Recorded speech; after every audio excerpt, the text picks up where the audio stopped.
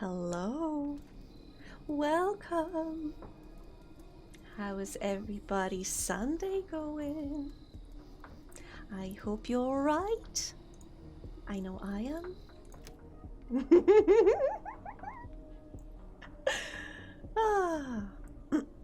But no, for real. I had a great weekend, although the weather could have been a little bit nicer. But it's nothing like what my village is experiencing right now. Anywho, I hope you are all okay. Wait. What was happening last time? Loomis! I am great. Thank you so much. And I'm sorry. I know I was supposed to reach out to you on Discord and talk about it, but I was like, you know what? I'm gonna give them the sword and see how they fare with it. There was sandstorm.emp3. Hell yeah, there was no sandstorm, fortunately.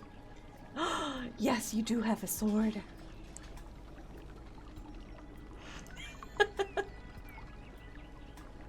I sneakily added the sword.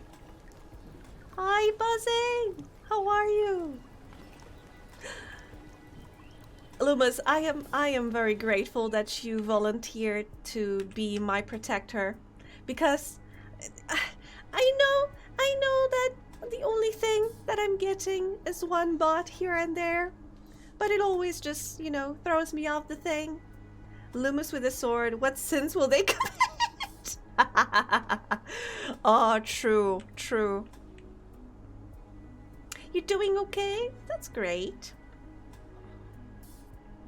How is that? Did you hear anything from that workplace that you applied to, Buzzing? For that guy, was that wait, no, museum guide? Museum, I remembered it as a museum guide. I hope I'm not wrong. You need a what? Metal. We have none. Why do we have... Pardon your fun. Don't worry. We won't rob you or kill you. But you do have so many things we can destroy. On the other hand, you could pay for protection. But that would be so boring. What do you want for tribute? You want decontamination kits, food, water, metal tools, and scrap tools. I can spare you a lot of water. And maybe some food. What if I gave them like 2,000 and 5,000? You know what? No, I'm gonna give them. Yeah, sure. Why not? What a shame. Maybe some other time. Yeah, leave us in peace. I haven't set up the thing yet. And now we have low water, but we have pretty fast. Guys who are reclaiming the water over here, right? Right, you guys are pretty fast.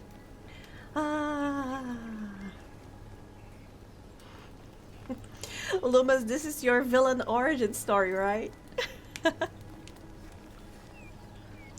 Deadline isn't until the end of the month still, so won't hear until after that. And yeah, it's basically a museum guide, but the fancy official term is interpreter, since it's an interpretation center, not a museum. Oh my god, to be honest, this reminds me,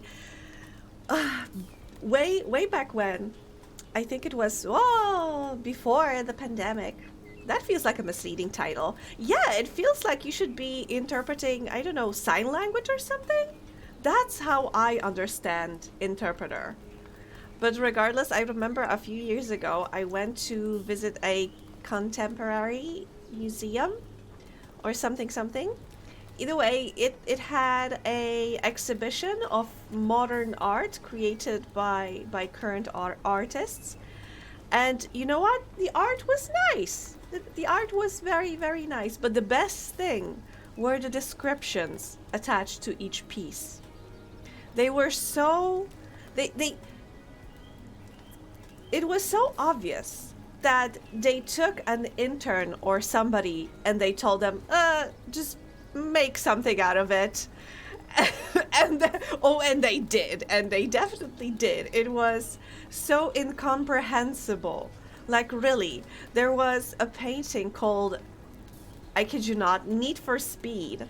And it was a very, very static picture of a car on a road in the middle of a field. There was no like dynamic lines. Everything was very straight and very static. The description was something along the lines of, oh, the impression of speed is pulling the viewer into the painting. And I'm standing there looking at it like, what? So yeah, Buzzing, if you are gonna be interpreting descriptions like that for somebody, then I 100%, yes, I understand that title. Because it was just so ridiculous. Interpretation Center is a one-room museum filled with old stuff from boomers' homes from decades ago. Parked car equals unmatched speed. I mean, technically, we are constantly moving through space at the very high speeds, you know, as a planet. But that car, that painting was very static. Very, very static. There was absolutely no impression of speed. And there was nothing dynamic about that picture. Okay, what do you... No, you also need metal. Okay, you know what? Make scrap tools, because I don't want to suddenly wake up with no tools at all.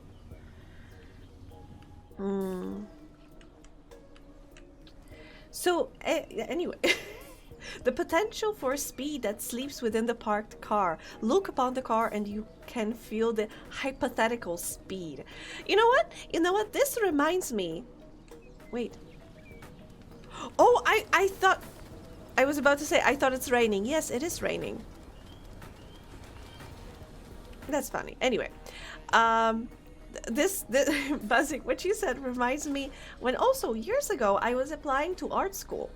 And we had an exam at the premise of the school, and we had a topic which was, I kid you not, it was, I think movement. I think that was the topic, because I remember a couple of other applicants. There was one lady who made like a sculpture, because I was applying for a sculpting thing. I wanted to be a sculptor, okay? Anyway, so there were other students applying there and taking the exam, and I remember the one lady made a very nice statue of a pregnant lady. And you know, if the topic is movement, then yeah, you would understand that they mean like movement inside, like feeling the life inside, whatever. But one guy just blew my mind, because he decided that his sculpture for the topic movement is gonna be a solid block, like an ideal cube. And the explanation, he said, this is the perfect antithesis of movement. This is static. When you look at it, you think that this is static. There is no movement. So, by that logic, you are thinking of movement. I mean, that was such a big brain. I don't know. If you ask asked me to make a painting titled Need for Speed, I would paint a blurry painting of Gran Turismo for PS1. Nice. Nice. For my art project on movement, here is my form request that I be moved to a different subject. Hey, nice. Nice, nice. We all... Yes, yes, exactly. There was... Wait, I was about to say it was before Homestuck, but now that I think about it, Homestuck... No, I don't think it was before Homestuck. So maybe the guy was a Homestuck fan. Who knows? Antithesis.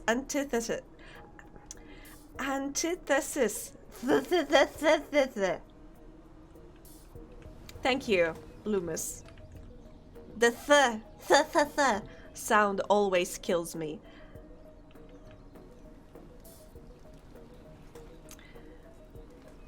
Homestuck started it. Oh, then definitely Homestuck was already a thing when I was applying to that school. The year I graduated high school.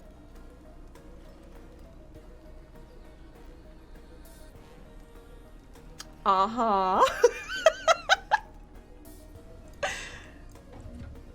Wait, am I doing any research? Am I doing something here? No. How can I? Oh no, I need 3 points to unlock this. Refinery. I'm not making more homes. And oof. We should definitely get more water.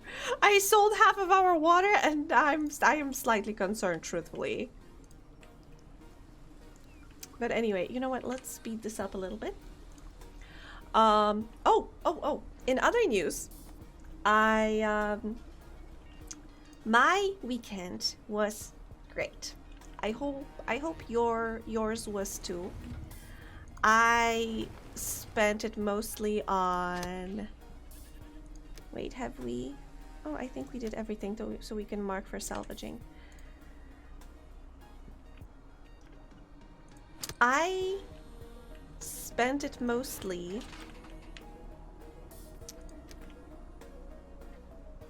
Oh, okay. Yeah.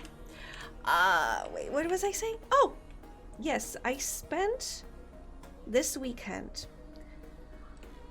tending to my flowers.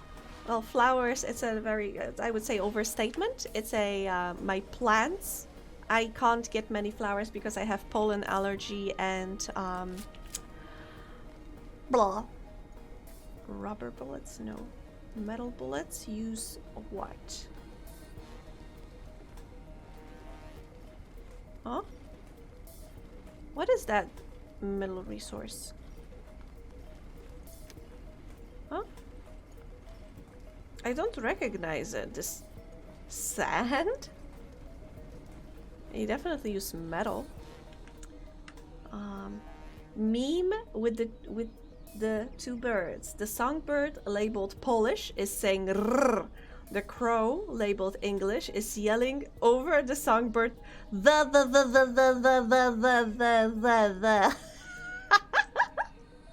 Yes. Oh God.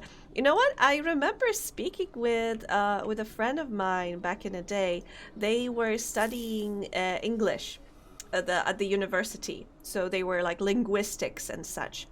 And I remember them telling me how we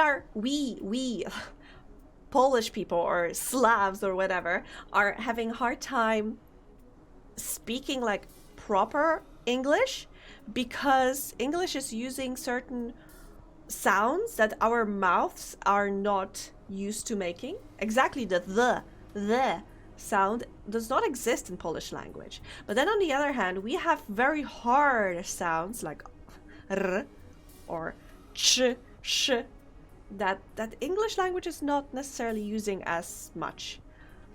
I just said much with a ch sound. However, yeah, and I don't know, it somehow stuck with me. That information that this language just basically that kids in like kindergarten and then in elementary school are taught to make certain mouth shapes that allow them to use this language like naturally. And it's just, I don't know, it blew my mind back then and it just stuck with me. I still have homeless people. Why? Can't you guys like...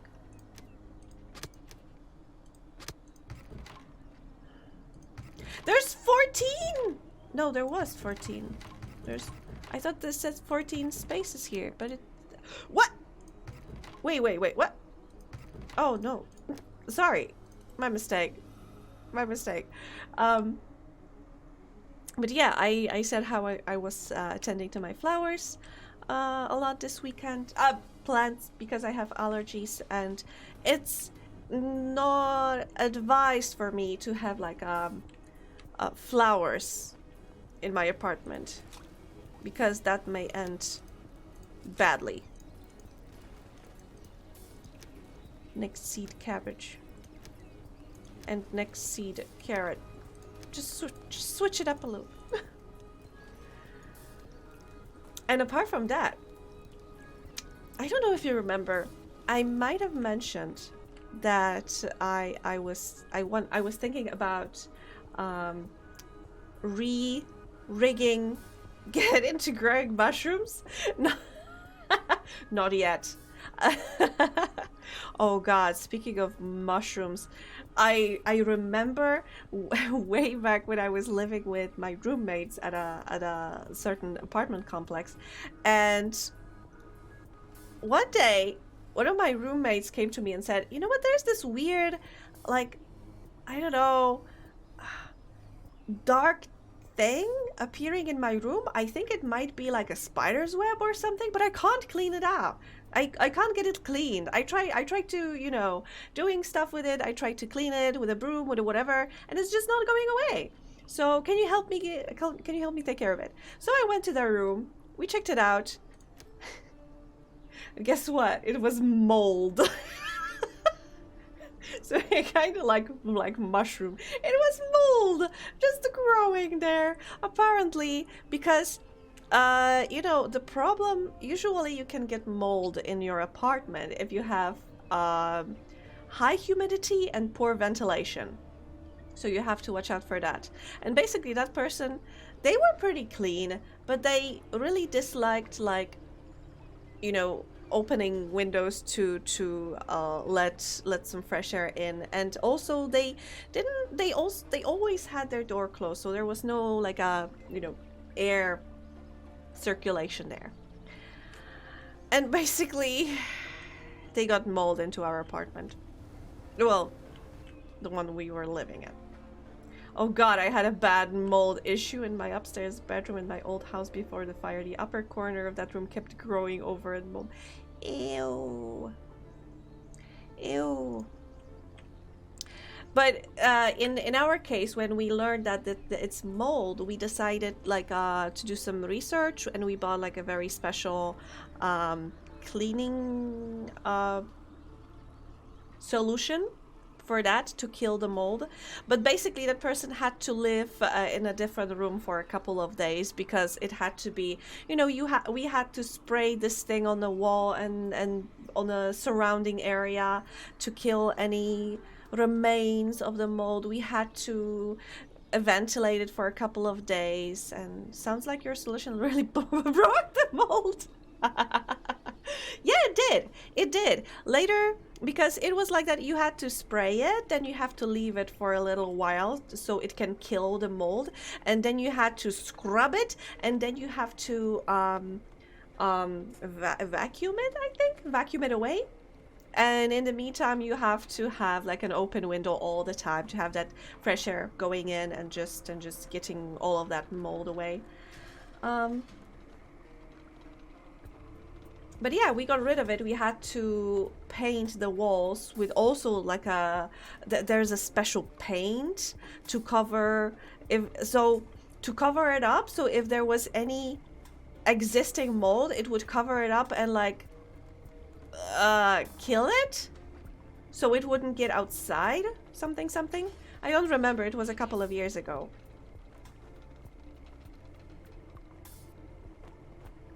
I'm a person who values privacy over other things, so I kept my bedroom door closed all the time. So yeah, poor ventilation. Yeah, pretty much similarly to that person. I'm not saying that, you know, this is a bad thing, but that person later afterwards learned to just, you know, have an open window from time to time, even during winter, because unfortunately that was necessary at that point. I should produce more metal. I should produce more everything, truthfully. Buzzing was Angie's ex-flatmate? What a twist! Tangy, hi! Oh my god, they were roommates! Hello, Tangy! How's your weekend? How are you doing? Okay, so we have cloth production, metal, cloth, electronics, metal, plastic. Okay, so we have 2 of each except for electronics. Electronics, we have only 1.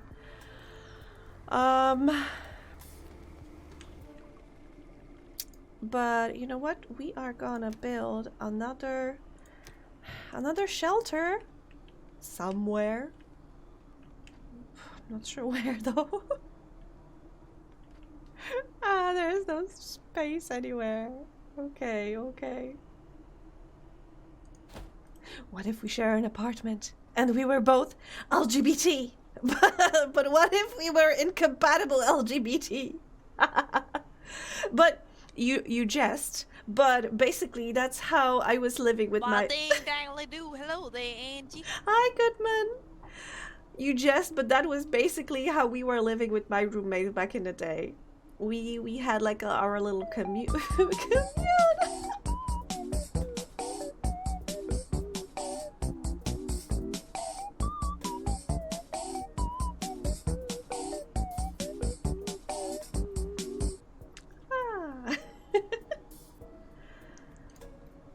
It was amazing. I think it was one of the best times in my life when we were living together, because we decided not to live like, with all due respect, most of the people like separately. Each of us had their own room, but we had this huge, let's call it living space. It was like a living room. Like a huge corridor or something, where we had our communal PS2, where we had a huge table, and where we had some bean bags where we could sit. And basically it was amazing because I had one roommate and he was making a living painting miniatures for Warhammer 40k for people. So people would pay him and he would paint the miniatures, or he would even make some. Because I remember one time he invited a friend and they were playing the one with the ships. God, I have the PC version of that game, but I don't remember what it's called. The Warhammer ship battleships. Galactica. Anyway, and he had Battlefleet Gothic, yes.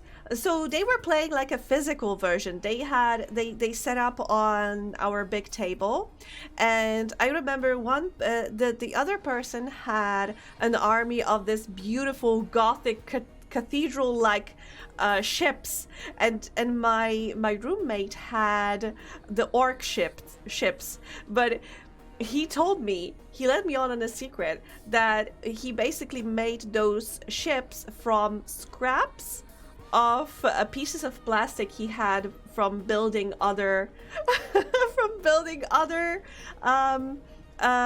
armies. So it was not quote unquote legit army. So it wasn't like produced by Games Workshop. It was produced by him, but he made it look so realistic and so true to life. After all, orcs do have their ships made from scrap, right? If I remember correctly, I haven't played Warhammer like ever.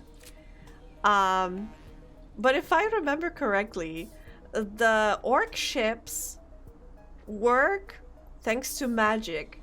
They believe, if they believe something hard enough, it happens. Like red goes fast.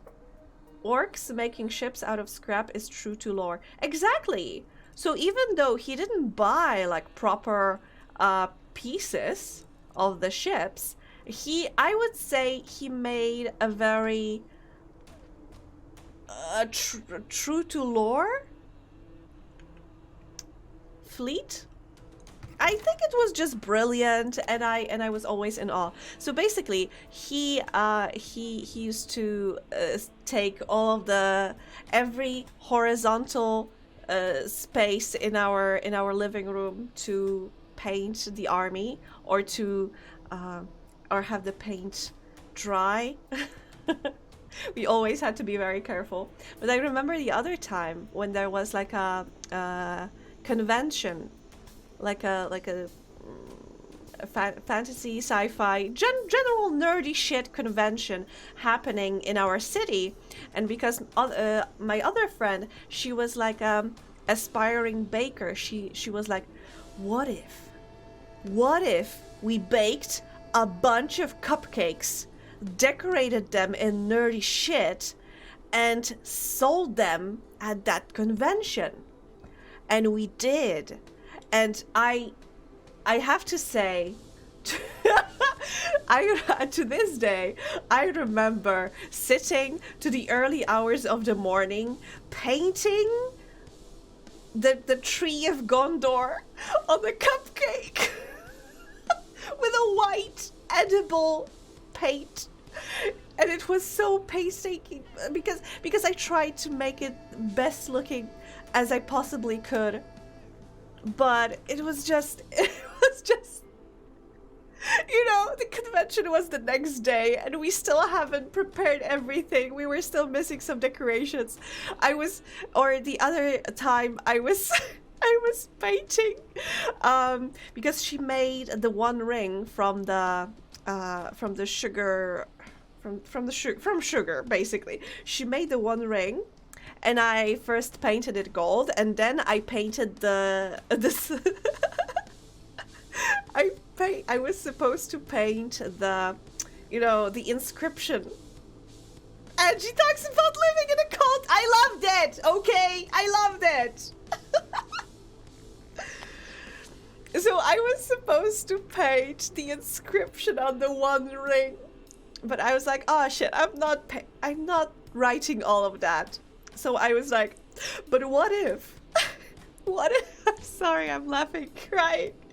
What if I used the alphabet and I wrote a bunch of naughty words?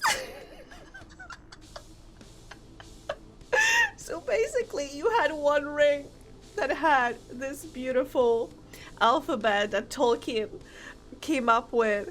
And on that one ring, it was written ass, dick. Shit. And you know what? It's amazing. But when we were later selling those cupcakes, I remember somebody coming up to us, buying the cupcake with the one ring, and they were like, huh, this inscription looks slightly different.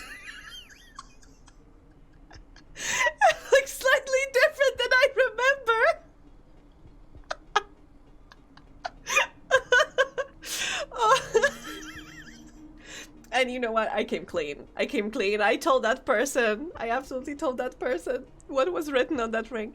They laughed. They found it funny. So no. Nobody's feelings were hurt.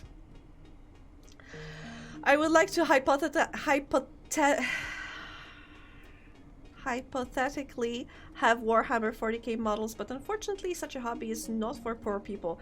Absolutely. Absolutely. Oh, speaking of this hobby not being for poor people, and going back to my roommate who was painting miniatures for Warhammer and such, I remember one time he was telling me about one of his clients. It was a guy who basically set up, who was keeping his army at my roommate's place, so with us, and he had a special burner phone to contact my roommate to, you know, get the army painted and to pick up this army, because his wife was so against this hobby. And it just blows my mind. Basically, the guy was using a strategy for cheating to play tabletop games. And isn't that just sad? Oh god, I haven't done anything in a game yet. I just opened it and built a shelter. It's not even built yet! Oh. Okay, anyway, yes, maybe it was a cult, but we were so happy together. We cooked together, we ate together, and I think the other day I was telling a story about how my roommate made this delicious pasta with salmon and just like a cream sauce, and I loved it so much. It was that roommate! Basically, she opened my eyes to such delicious fish. It's such a shame when people stay in relationships with partners that won't support their hobbies. Are the straights okay? Exactly! Oh my god, sorry, I was so excited I lost tracking there. Exactly! I always thought, like, why would you stay in a relationship with that person? And why isn't that person, like, supporting your hobby? If it's something that makes you happy and it's harmless, why? I mean, I understand it might be expensive, but then just sit down and, I don't know, budget. Budget to make sure that everybody has their fair share and everybody is happy with what you have. Oh god, I need water. I've been talking like a chatterbox. I hear that so often and it makes me so sad. You know, truthfully, I don't think that you have to have a partner who has 100% exactly the same interests as you. Because truthfully, in my opinion, it's best when you have, like, let's say, similar passions, but maybe not exactly aligned, so still you can share your passion and be like I'm sorry, an expert at it in the relationship, while the other person is like it's the audience. You know, like in friendships, your friends might be interested in anime, you might be more interested in manga, or maybe you are interested in Western comics, or I don't know, but you still have this appreciation for art and for visual storytelling, and you can share that with each other, not necessarily, you know, just being an echo chamber. There's a video essay I want to link about heterofatalism that talks about this kind of thing. I might drop it in the Serious Talk channel in the Discord. Yeah, please do! Oh, but you know what? This reminds me. I watched today a video essay about everybody being an anime girl in VR chat, and it was very interesting and very enlightening. And I was wondering about similar things in like a VTuber community. They don't have to have the same interest, but they need to respect one's interest, not to say, I don't like that hobby, so you're not allowed to do it. Yes, exactly. If other person can understand the passion behind, you know what? I'm considering like turning this into a just chatting because I am unable to focus on the game. But yeah, absolutely. If other person is able to understand the passion, regardless of the topic, then I think you are in a great place together. You can understand each other without parroting each other, you know? But yeah, speaking of that video about VR chat, It was, um, like, Chad details Angie's brain like a bunch of guns. You are welcome to. You are welcome to, absolutely. You need so much metal. I don't have that much metal. Okay. Okay. We have plenty of scraps. But we need more ways to refine that. Okay, one more. And I'm also gonna power them up so we can bring up the production. And that should be good, right? I know way too many couples where one has been forced to give up all their hobbies because basically just to watch TV all day with their partner as a group activity. I just couldn't do that. I need my space. Oh, same. Same. Also, I have a problem with watching TV. I cannot do that. And it's not like ideological or something, but I just can't do it. I have to do something with my hands. So I was thinking that, oh, maybe I could knit while I watch something on the TV. But then I figured that I am just not interested on what's on the TV.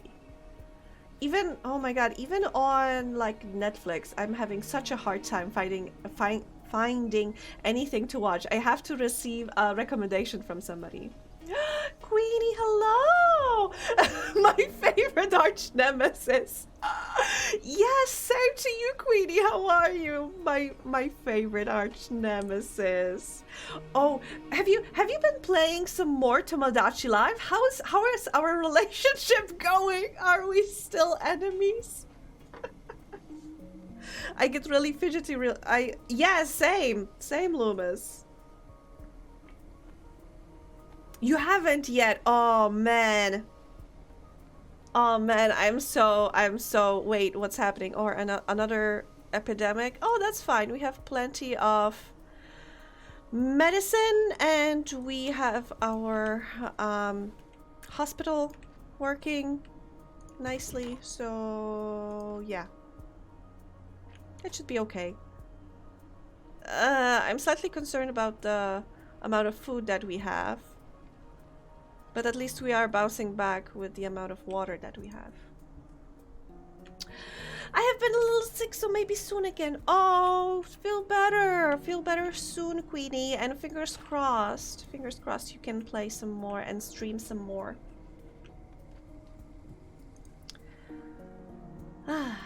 Oh gosh, what was I? What was I talking about?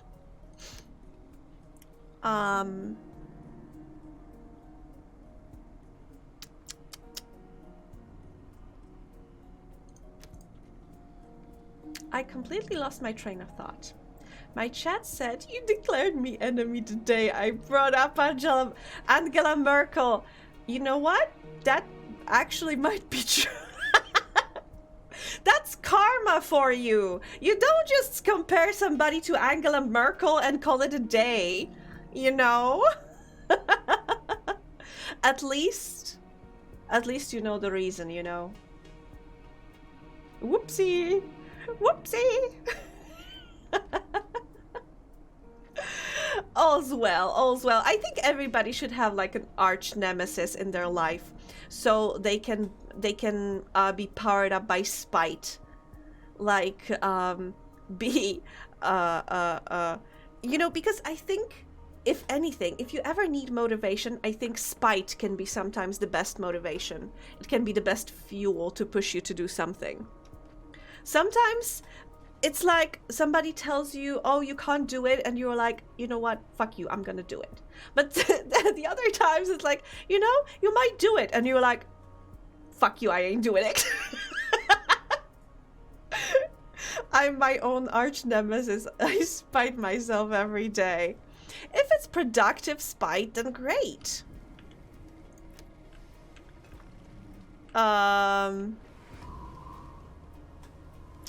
The drought is coming again. Oh no. Oh no. It would be nice if we had like more food. But it's gonna be fine. Zeus, hello! Amelie? Sorry. Amelie?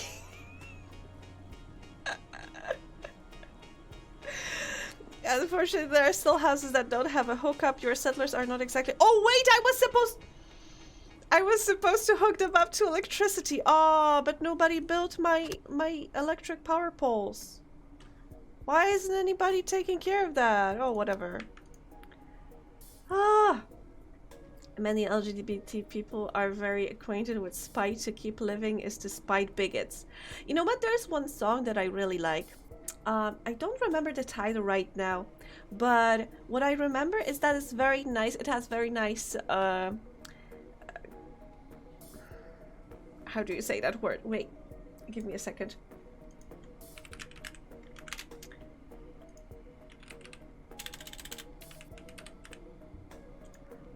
Choir. Choir. There's a great song that has a beautiful choir in the background, and the chorus is basically happiness will be my revenge. And this is something that you know what, this is like a great thing to live by. Happiness will be my revenge. Like, you know, your enemies probably would love to see you fail, or would love to see you miserable. So what's the best revenge against them? Is to just be happy. Isn't it? So I don't know. I heard that song and I was like, man, that's a banger.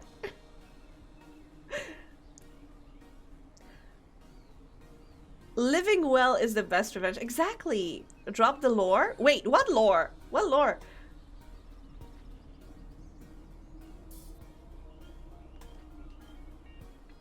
I have lore? I do. I kind of have. I might have some lore, I guess. I don't know. I've never written it down, but I do have lore. Believe me. Anyway, how are you, Zeus? How's life going? Give me a second.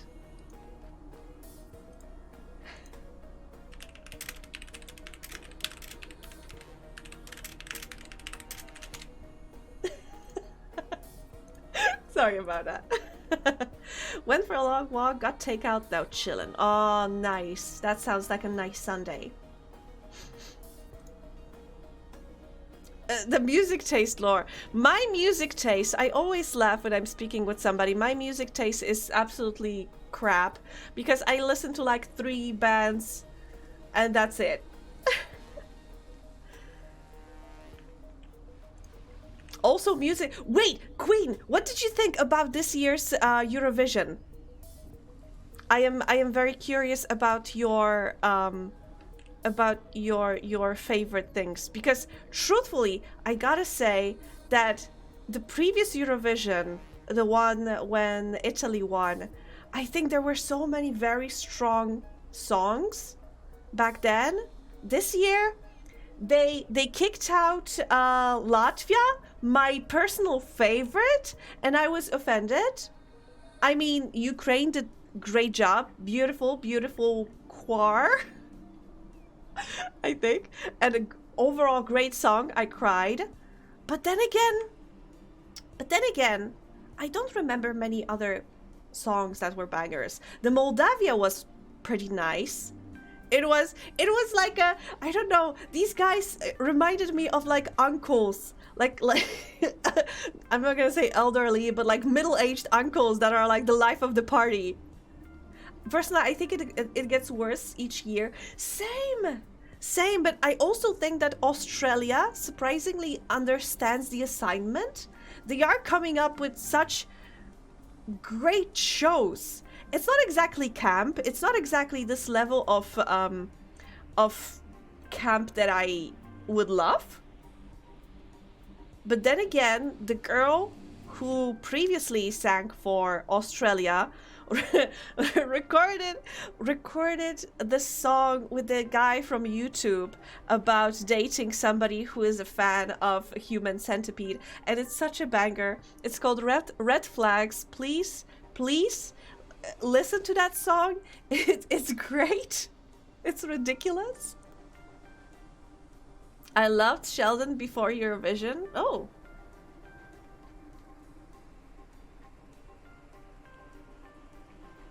There was a lot of bad stuff this year. So many boring ballads. Yeah. I actually put a lot of these songs on my Spotify. There were some that I liked, and I have to admit that as much as I usually am disappointed by Polish entry, I think this year it was decent. It was kind of my type of jam. A song about drowning yourself. And the guy had a nice voice, and he had those drowned ladies dancing for him. I mean, if he had a slightly more interesting outfit instead of a just plain, it wasn't a tuxedo, a suit, I think it would have been so much better. If he was dressed as a drowned person, I think he would have done better this Eurovision. Check out his Polish songs, he sounds good. He has surprisingly great voice. I mean, last time we had such a bad entry. I hated that guy. He was so lame. I remember the ladies churning butter. I don't remember the song at all, but at least the visuals were interesting. And if I remember correctly, when we had ladies churning butter, we had pretty high score. And you know that Europe is thirsty for butter.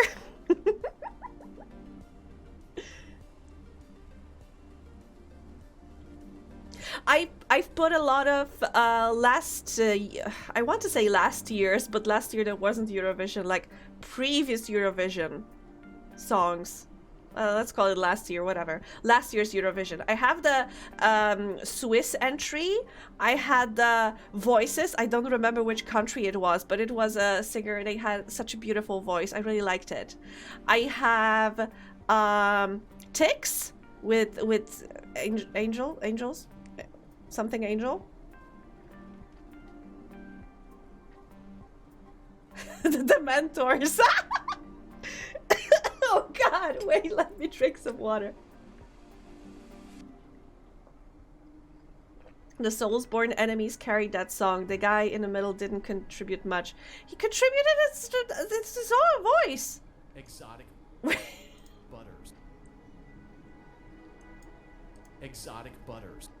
Thank you, Buzzing, for exotic butters. I can't believe it's not butter.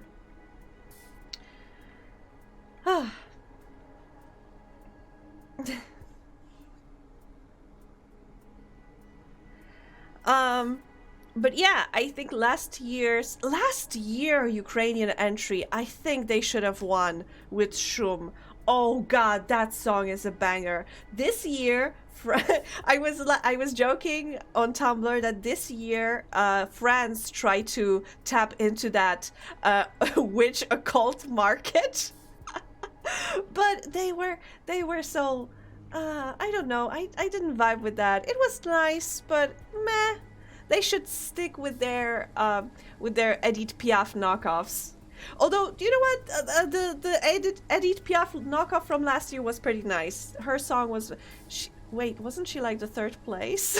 Yeah, she was decent. She was okay. But Germany being stable as always. Last year's Germany song, I don't feel hate. I just feel sorry. That was also a banger, I'm not gonna lie, and I think they were robbed last year. It was such a great song, and they had a dancing middle finger. That was just beautiful. This year Germany, Germany had this guy who is like, whose band forgot to show up, and poor guy had to play every instrument by himself. It was a glad to be here, but please don't make us host entry. Oh wow. It was pretty funny. There were many memes because, truthfully, my Eurovision experience every year is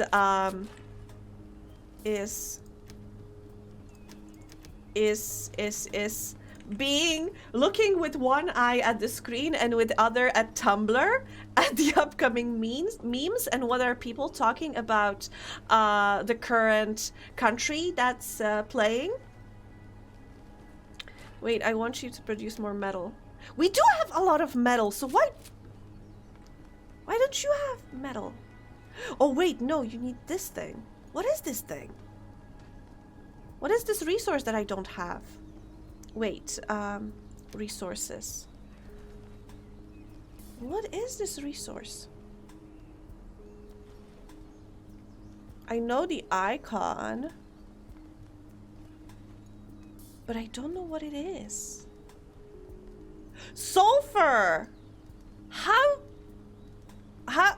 Oh wait, from the mines? I actually really like UK's entry. I don't remember it at all. Maybe I should listen to it again. Oh, thank you so much for hanging, Queenie. Rest up. Take care. Thank you so much for dropping in. My best arch nemesis. It's the first time I've seen the UK have a good entry. I think every year they have like a very mediocre entry, but I think people are just feeling very strongly about UK and they just have like a agenda. I'm sorry. But yeah, it was an amazing, I mean, it was an amazing turn of events. Like last year they had zero points, and this year for a long time they were on the first place. That was Brexit means Brexit. Am I right? Brexit means Brexit. You want it out of Europe? You are out of Europe. Oh gosh. No self-consciousness, just vibes. Yeah. British! A slur. The guy seemed really nice and I love how joyously campy he was. Oh, he was I really... Again, I don't remember that song at all. I'm so sorry. I need to listen to it again. I was so happy to see Maneskin again. Oh gosh, they are all so hot, but they are so young. I can't believe it. They're babies, basically. Oh, don't worry. Brexit made many of us British hate Britain. You know what? But again, speaking of UK's entry, I loved the confusion when there were judges' votes being presented, and UK continuously was getting points. And I loved seeing like tweets and Tumblr posts and videos of people from UK like, "What is happening? What is happening? Oh my God, what is happening?" Like the panic mode. Mika's performance put his whole Mika into it. He was so adorably awkward when he said that, and now the next entry, Holland. I mean Poland. When he said that, I died. It was so funny. I mean, I can imagine so many people like being outraged, but it was just so hilarious to me. And how many outfits he had. How many colors of the rainbow. Wait! Wasn't that supposed to be like the maybe it was supposed to be the reference for the song. I thought everybody was joking, but I was just like, wait, but what if it wasn't a joke? Oh, okay, so happiness of people is okay.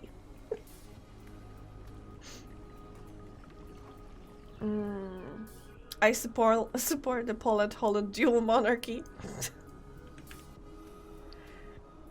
Poland, Commonwealth. Okay, but how much electricity? Oh God, I'm not counting it. Okay, Let's build another connection here, maybe? And I'll probably have to build another wind turbine. Let's build it. What? Is another turbine stealing your wind? Bullshit. The one song I genuinely can't remember is Sweden. Wait, I did. No, it was Iceland. Wait. Granted, my friends and I were jeering or talking about something during it. Zero. Wait, because I remember Iceland. Wait, was it Iceland who sent the.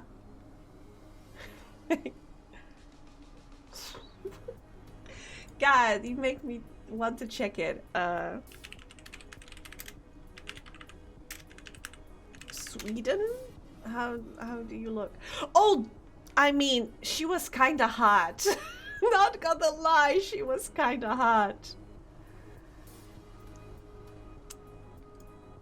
Oh, the barefoot lady. I mean, you just answered your question. Why was she so high? She was barefoot. Feet community represent. I am gonna I am gonna shamefully admit, or maybe I shouldn't, you know what, maybe I should own it. I enjoyed Spanish entry more than I should. I mean, I absolutely can't remember the song, but oh my god, that was, ooh, that was a very intense entry. I didn't like it for Eurovision because it was very competent and a great performance. Yes, but not something I wouldn't see anywhere else, you know? Yeah, I mean, I would enjoy it everywhere. But yeah, I absolutely understand that it didn't have the Eurovision vibe. I think the only people that had the Eurovision vibe was Moldavia, Australia, Ukraine, UK.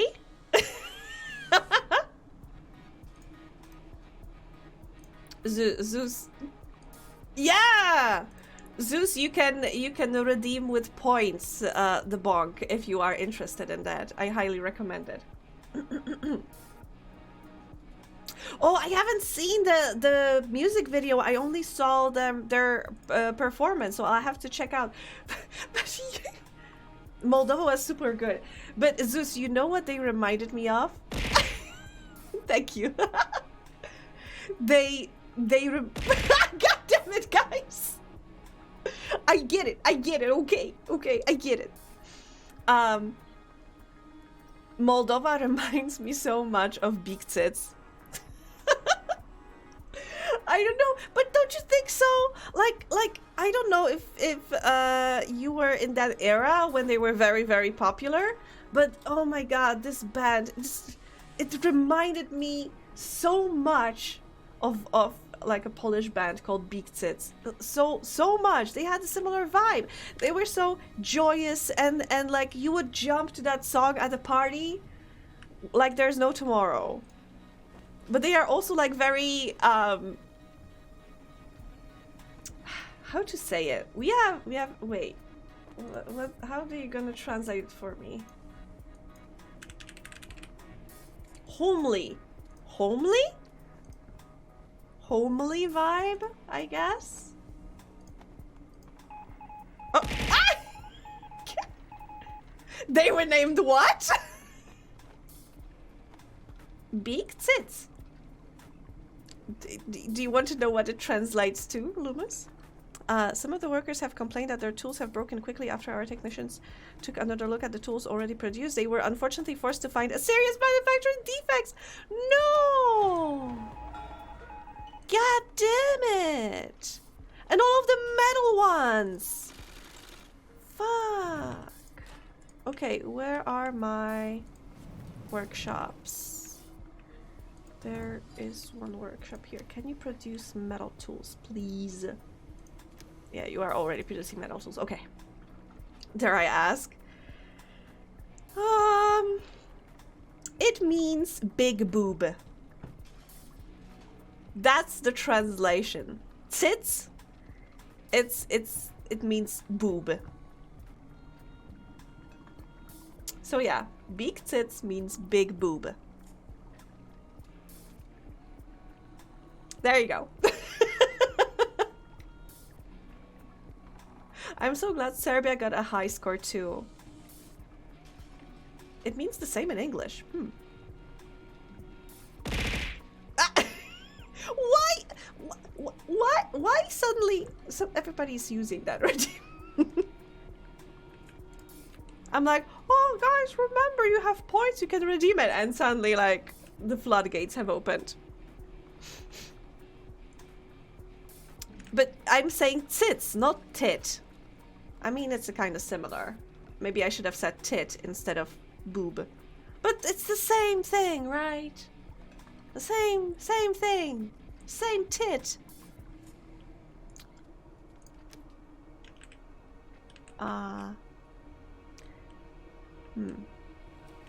Wait, you are not connected to anything? I thought you were connected to something. Okay. This should connect you guys. Okay.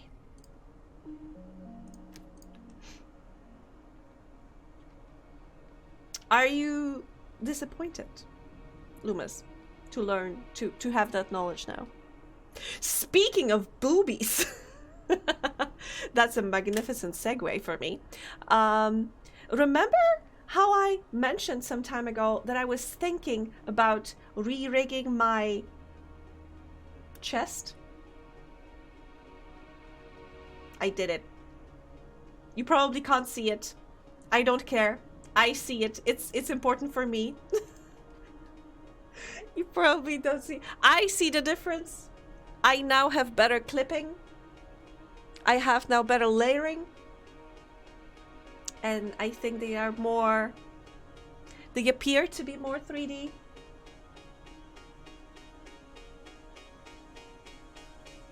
I'm sorry, I just wanted to present it mostly to myself. But yeah, I did it.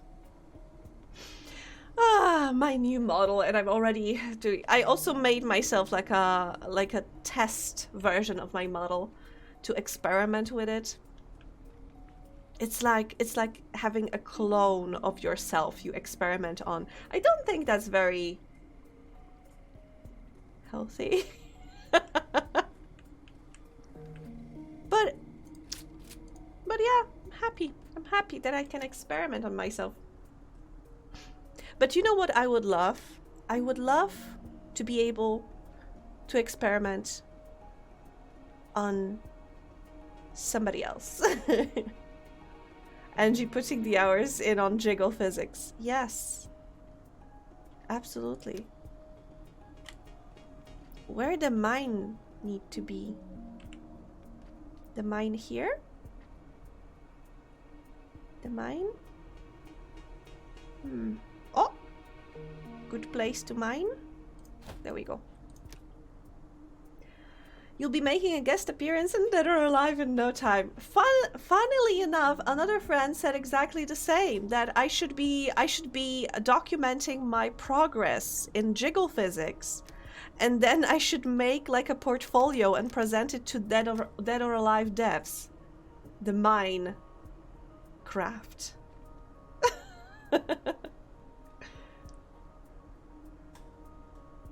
The mine of craft.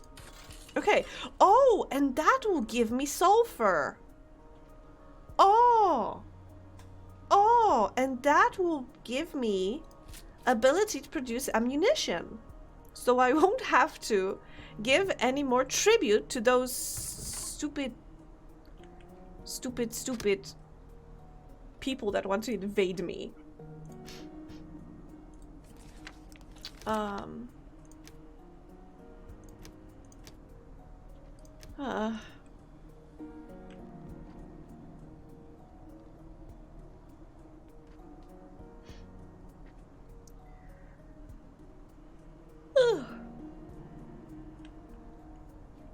I was also thinking today, like, do you think... I was thinking today about maybe planning like a just chatting stream. And to be honest, today I could have done it. I could have done a just chatting stream because we've been talking about so many things already.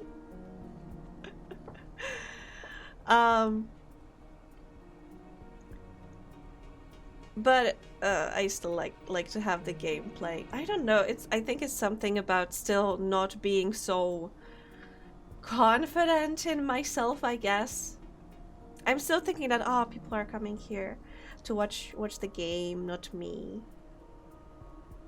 Although I'm sometimes thinking that maybe they are here to speak to me and not necessarily watch the game, maybe. Maybe I should make like a poll. No, that's gonna fail and that's gonna hurt.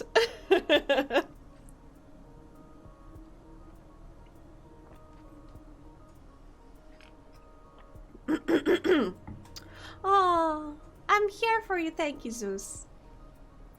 It's nice to always have something to talk about when you get stuck having the game there. Yeah, true. I barely noticed the game you play though. Oh, it's truthfully, it's just a screensaver.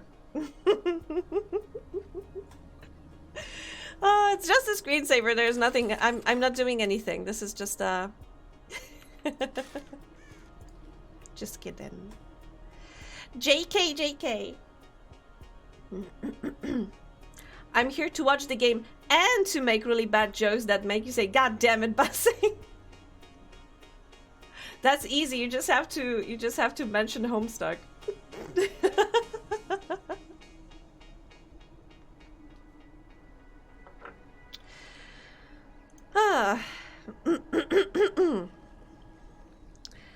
But I was thinking, if I were to ever like plan a just chatting stream, I think I would give everybody a heads up, like, oh, this is gonna be this and that, and maybe make it a certain topic.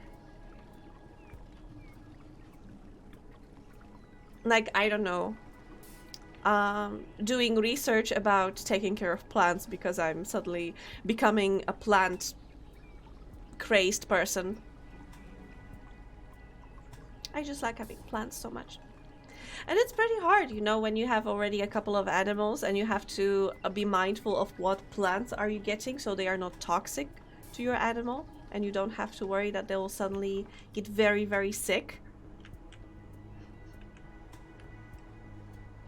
Topic suggestion: airline food and what the deal with it is.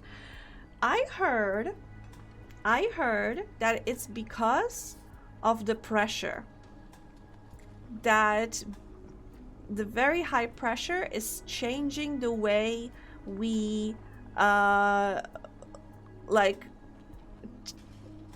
I don't remember if it's exactly if it affects our taste buds or if it affects like the taste processing in our brain, but it's not very tasty because of altitude and pressure. That's what I heard. Might not be 100% true. Might have been debunked since I heard about it. Look, if the plane cooks can't handle the pressure, they should look for an easier job. Amazing, amazing.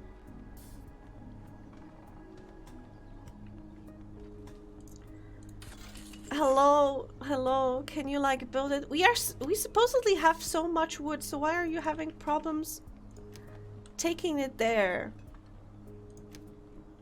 What is wrong? There is some wood here.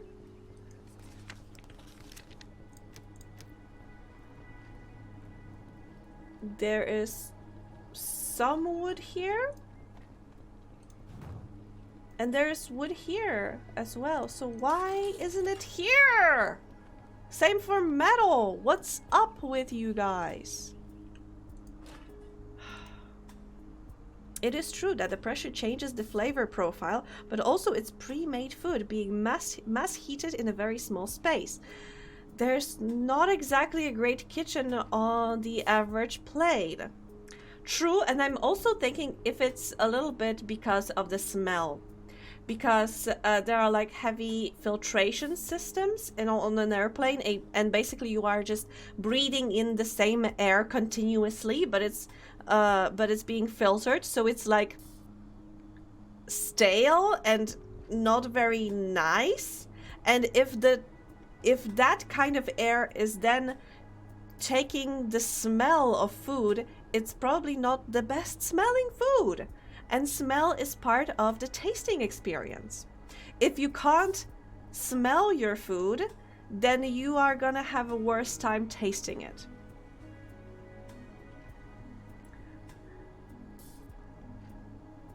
It's also like, what are you gonna do if you don't like the food? Walk out? What if I will? What if it's gonna be so outrageously bad, I'm gonna be like, you know what? This establishment is despicable. I am disappointed, and I'm out. I'm out.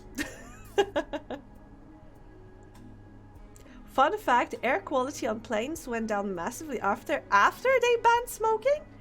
Was it because the quality of the filtration system also went down?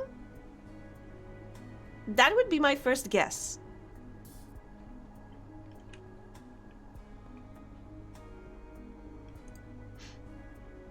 They no longer need high quality ventilation system. Ah!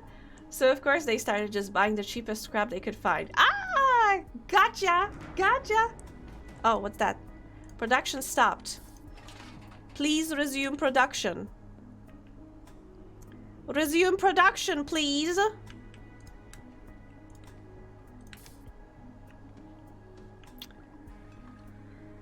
Ah.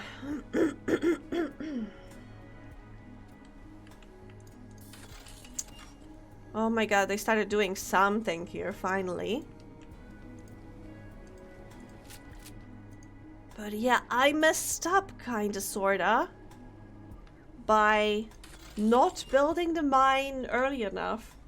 But then again, like I said, this is like a test run, and this is where I make a lot of mistakes, and I allow myself to... Ooh, what's this? What's this? Not great.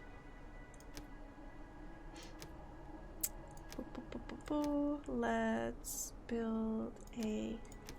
Because I see... Wait, where is it again? This tower is not connected to the whole grid. So let's connect it here, maybe. Yeah. It's gonna help a little bit. Maybe. Hopefully.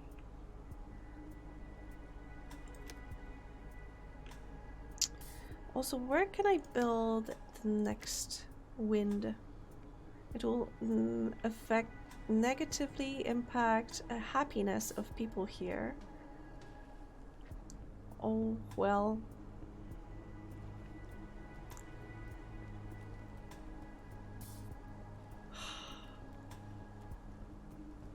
I still don't understand how it's supposed to be working, that one wind turbine is right next to the other one and efficiency drops. Like, are they stealing each other wind or something? What? What's that supposed to mean? That makes no sense. That makes no sense. They don't steal each other's wind. Okay. Oh, wait, no? Oh, no. Ah!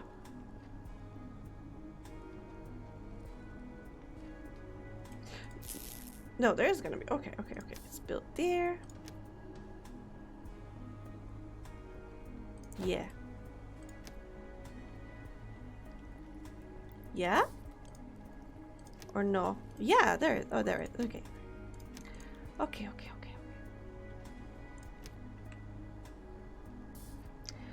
Oh, Angie, did you see the Vampire the Masquerade game by the studio that made the console already came out? I I I I heard about the game. I'm very excited about it. Already a couple of people told me to request the game key from the developers.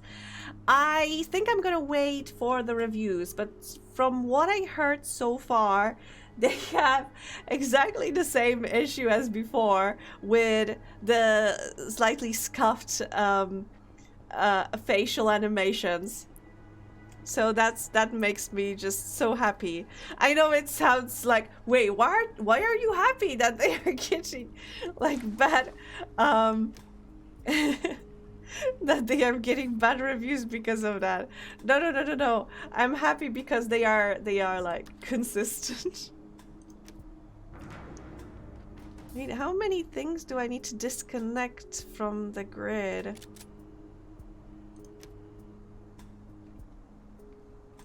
Come on. Okay, there we go. I'm gonna reconnect them soon, but I wanted them to... sticking with their 3D artists no matter what. I mean, I would say they did a decent job with models. Although, not gonna lie, I still can't wait, what you know? What ran out of resources? Where? Scrapyard? No, you have resources there. You? This is this is expedition stage. Sorry. Ooh, oh yeah, okay. Really running out of resources there. But yeah, as I was saying, I can't really forgive them how they made the lady character so visually different from everybody else in the council, that they made her like 100% eye candy, while everybody else was allowed to look like a potato. But that one character, she had to be our selling point, so we needed some sexy. And it was like a sore thumb, really.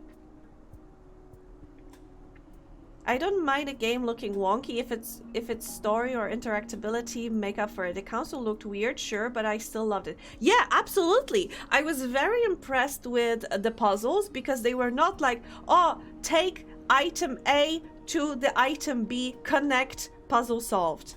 It was more than that. You had to like search through the books, you had to read the passages, you had to connect the dots. That was really cool. And the fact that if you had like a different abilities, it affected the gameplay in a very cool ways. Like you could approach a problem from different angles, and I really loved that. That game was fantastic for that. But that one lady,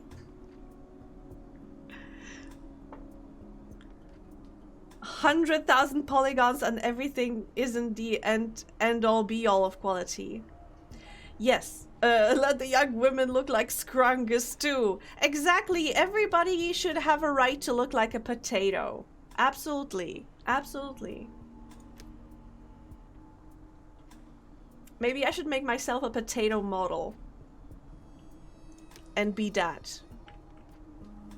I saw potato women rights.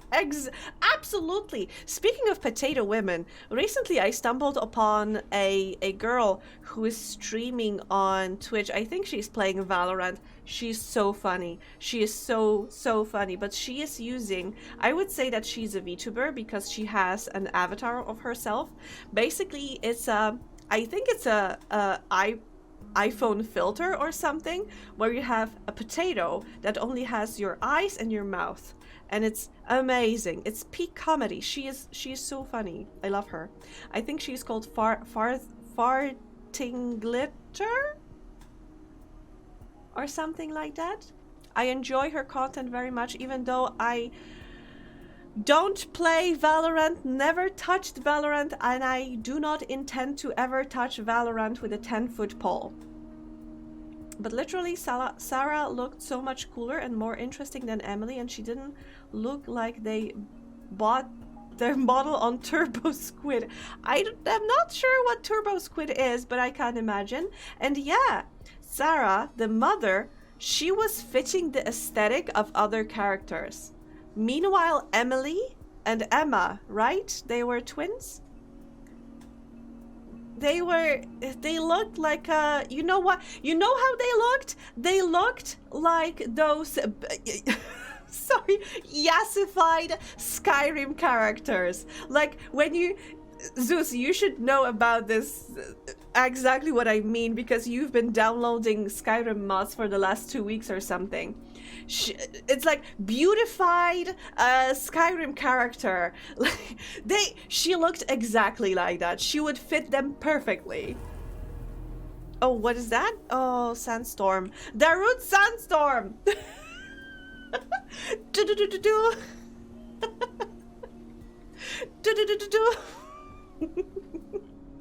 Where is that Sandstorm? Oh, there it is.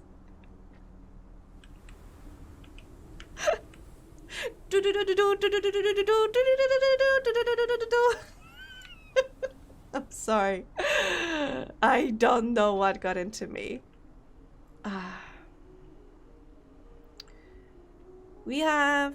There's no moisture in the ground, so we are getting no food, but fortunately we have plenty.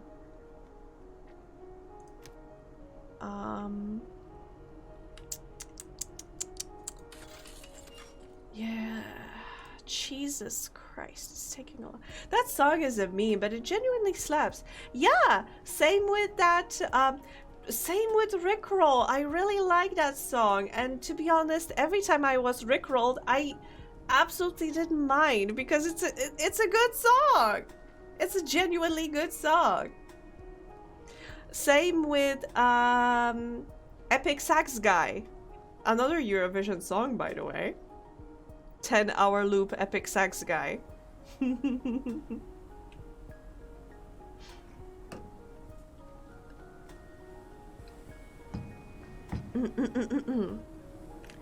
Okay, but truthfully, you are making electronics, but let's stop you there and make me some metal. Because we have so many electronics and we are not using them at all. Okay, I can't see shit, just go away. A friend told me after Eurovision that she couldn't watch it because the YouTube videos were restricted in the US. What? Finally, gate kept and girl bossed. But it's so sad. Don't gatekeep girl boss. What broke? Which building is damaged? Why aren't... If I click on this notification, why isn't it taking me to the damaged building? Oh, shit. Ah, shit. That's a home. That's a hunting cabin. But you are fixing it, right? Ooh, and those are in a rough shape. Oof. Oof, oof, oof. No, let's keep the okay. Okay, guys, I hope you will fix it soon. Huh.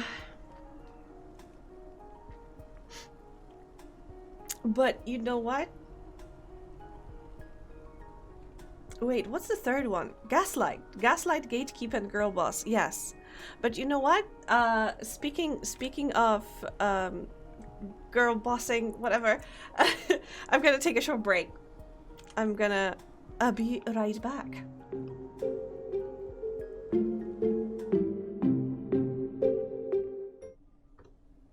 Hello. Hello. I'm back. I'm back, and you know what? When I was away, I saw somebody from my from my Twitter feed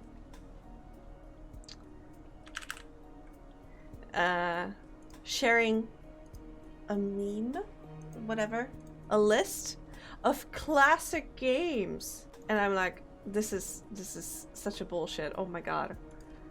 And we're gonna take a break to fill it out and post it because because I said so. Just give me a second. I need to open it. Because you know how it is when somebody's like, oh my god, those classic games, and you look at it and it's like, okay. So let me change it to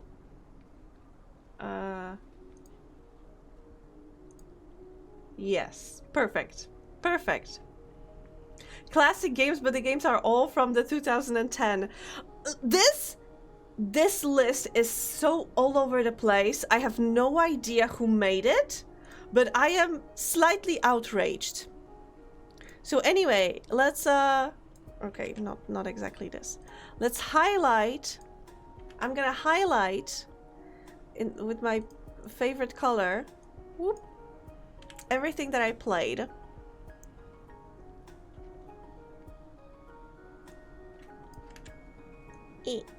Okay, slightly smaller.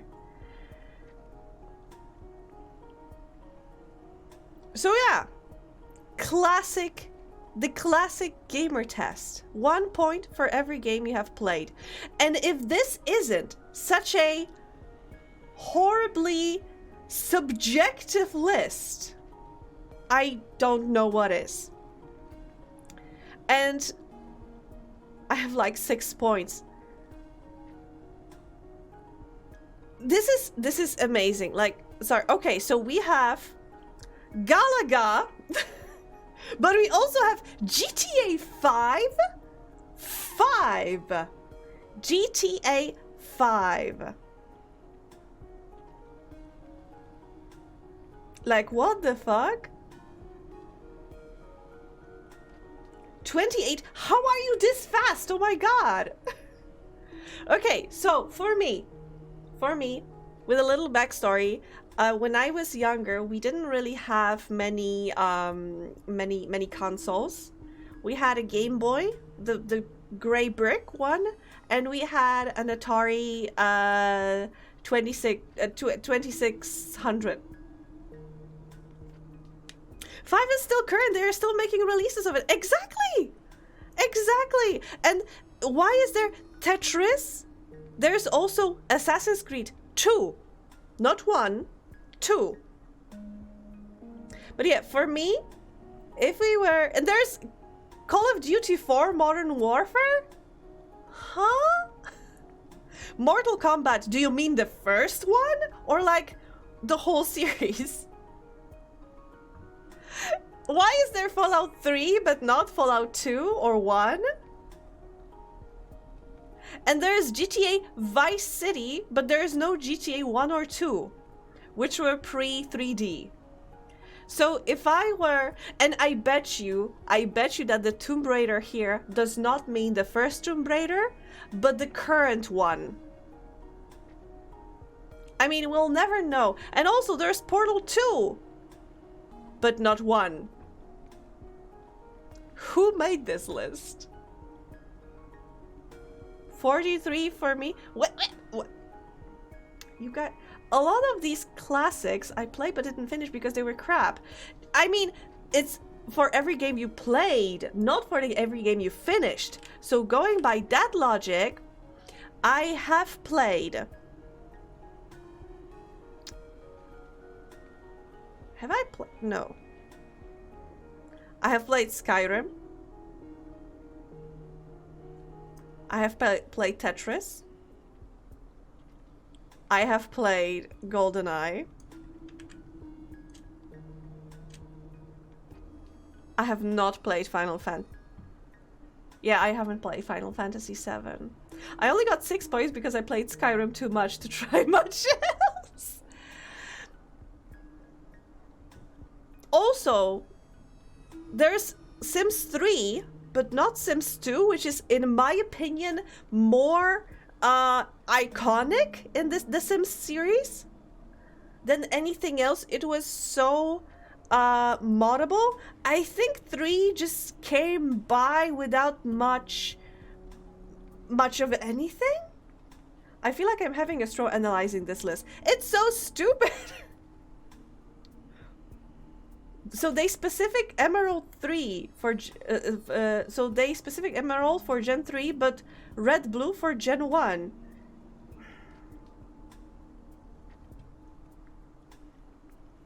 Minecraft, yeah.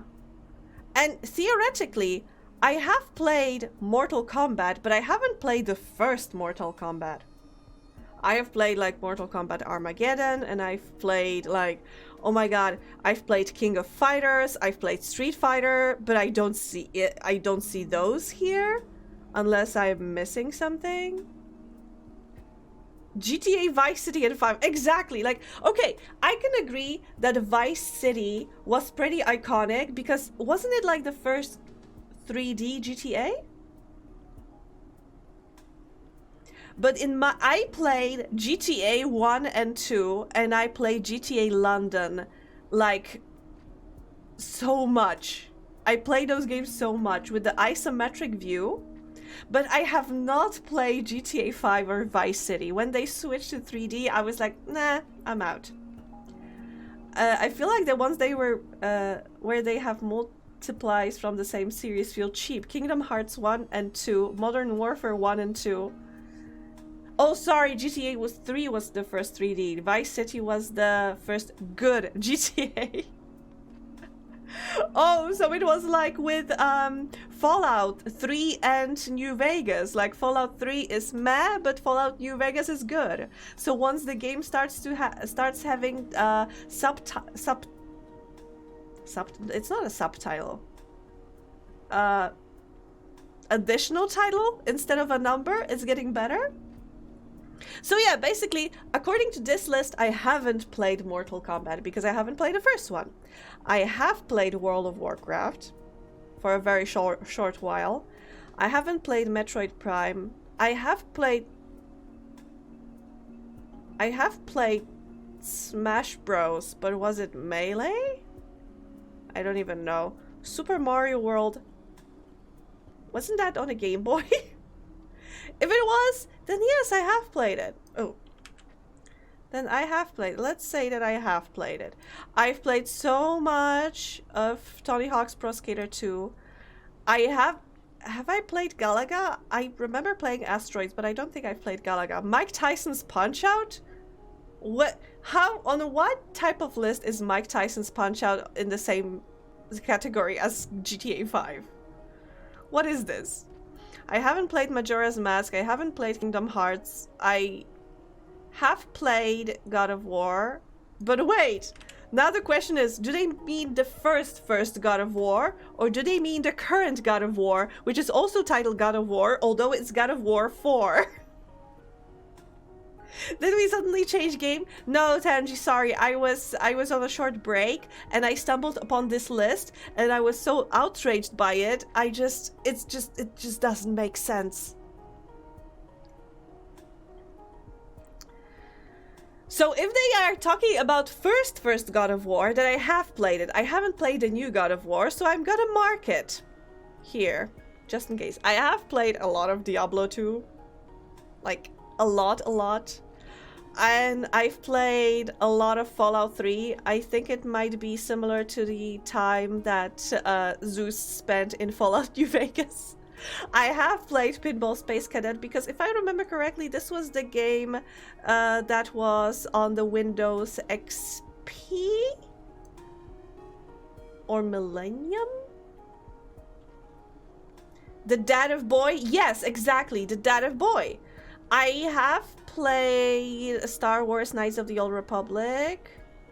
And again, we have Halo 2 and Halo 3. I have played Assassin's Creed 2. I still stand by that it was a very cool game. I like the characters. Sonic the Hedgehog? I don't think I've ever Although I have a vivid memory of playing with somebody on a computer and I was playing as Tails. So maybe I have played Sonic the Hedgehog, but I don't know. Super Mario Bros. 3. Why 3? Mass Effect 2, yes, I have played a lot of Mass Effect 2. Half-Life 2, yes, I have played Half-Life 2. I tried playing Bioshock, but I got too scared and I quit. Classic gameless, but it's made by a 14-year-old who wants to appear deep in culture. Ugh. Ugh. Gears of War, no. I'm not gonna mark Bioshock. Oh my god!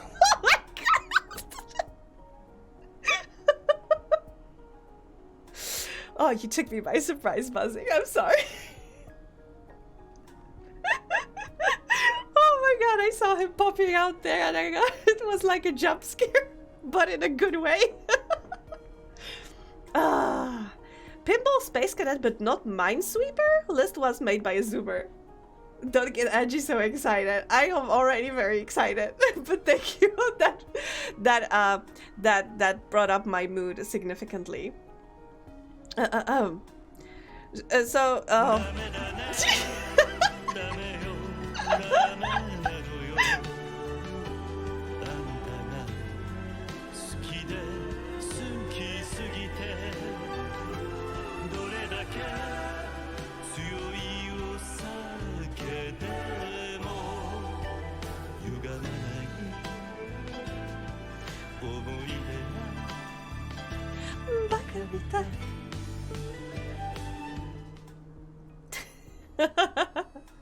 Oh, I'm so glad that I still have this redeem. Kyria this pic looks like the cat's a blast cat? I have no idea what that is. You'll have to send me the picture, Zeus, because I'm not sure. Anyway, Bioshock, no. Gears of War, no. Silent Hill, no. Star Wars Battlefront 2, no. GTA Vice City, no. Soul Calibur 2, yeah. Yeah. I've played a lot of Soul Calibur back in my day. Pokemon Emerald, no. Tomb Raider, if the first one, then yes. If the new one, still yes, but didn't enjoy it. And I haven't finished the game. Donkey Kong Country, no. RuneScape, yes, for like 30 minutes. But I had fun. What is this? Oh no! No! Don't blast the cat! Oh no! Oh no! Poor cat. Catch a blast. Okay. Really?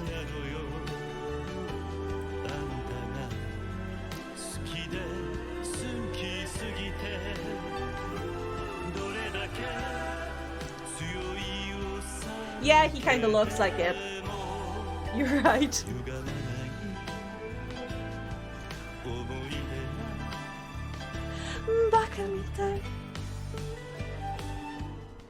If it doesn't have a year after it, it's the original as far as I'm concerned. Yeah, exactly. Exactly.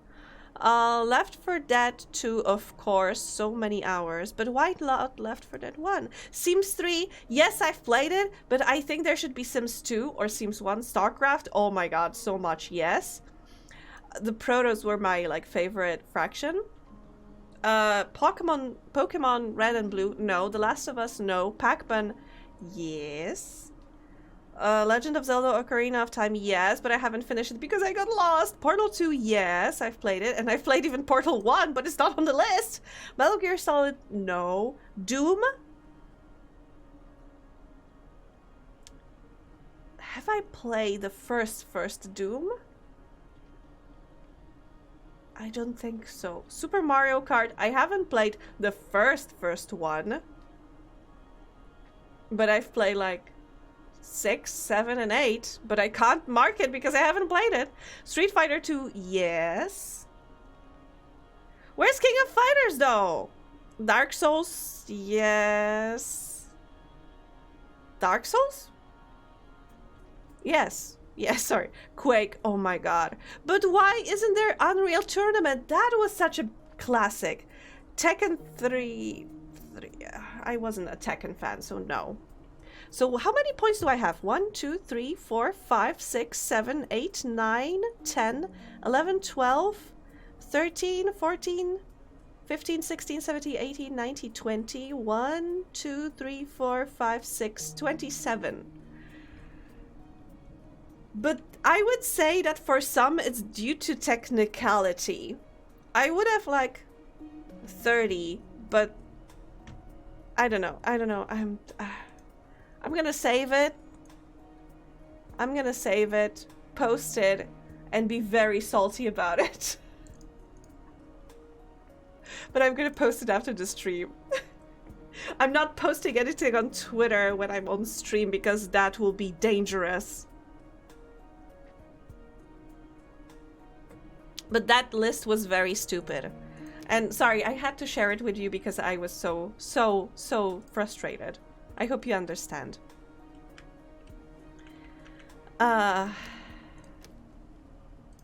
Okay. Okay, I have to say, I am slightly concerned. Space angry. Exactly. Space Angie.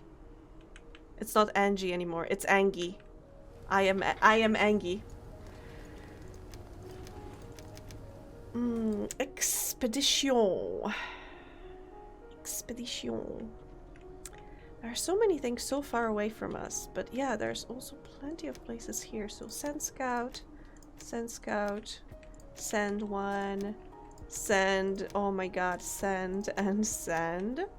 And here, that's pretty far away. That's probably gonna take a while. But in the meantime, we can do an oh, wait, what is that? What is that? The red dot. I don't know what are those red dots. That's slightly concerning. They require metal tools. I probably don't have enough metal tools. Mark for salvaging. Beep, beep, beep, beep, beep, beep. Oh, Zeus! I don't know if you've dropped by when I was playing this game on Friday. But I was talking how we were talking how in some regards this game is like cross between Banished and Frostpunk, which is pretty cool because, you know, I enjoy both those games. Ooh, indeed. Huh. Whatever. You are gonna get like this much and 2 and yeah. The art looks a lot like Frostpunk in some regards, yes. And also the fact that I can have like a decrease here where I can command them to ration food or banish the children to the woods. There's not gonna be child labor. The children are sent to the woods to fend for themselves. There's that, and there are those exactly just what I was doing right now, those expeditions with looking for resources and looking for people. I admit I'm not seeing any Frostpunk in the visuals. I mean, there's no frost. But like some people have portraits, like interesting characters. And those remind me a little bit of Frostpunk. Then again, I've looked at them for a while. They are like background noise for you. You just don't register them anymore. A little bit. Okay. But as for the visual in the aesthetic of the game, like in this view, I would say it looks very much like Banished. But Banished is very simplistic. This is slightly more full. There are more details in this game than in Banished. Also, there is like theoretically there is an end game here, or so I heard. Unlike Banished, where the only thing you can do is expand. I appreciate Banished. I spent definitely far too much time in that game, considering there weren't any, there wasn't like an end goal like I mentioned. No, okay.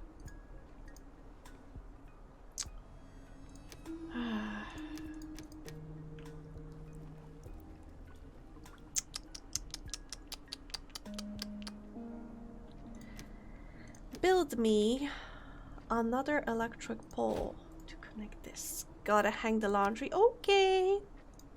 I'll be here. You go hang the laundry.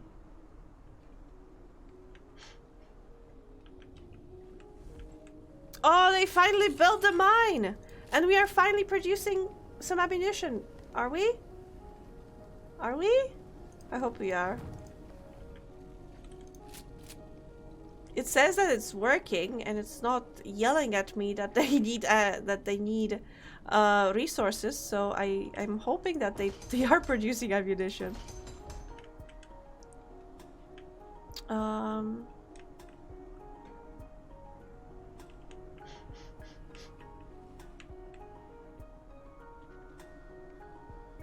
It's 4:20 and I still don't know what I want for supper today. What are your options, Buzzing? Or are you feeling adventurous today and you want to try something new?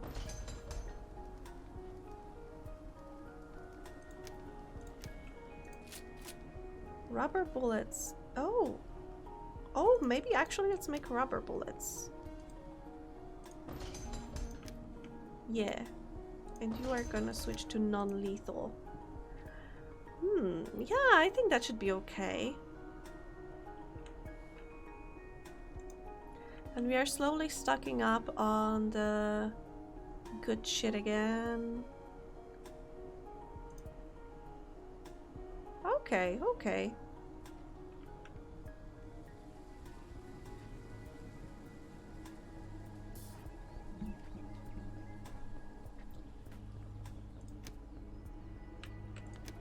I can't cook very much fancy, so my options are instant ramen cups, instant mac and cheese cups, frozen pizzas.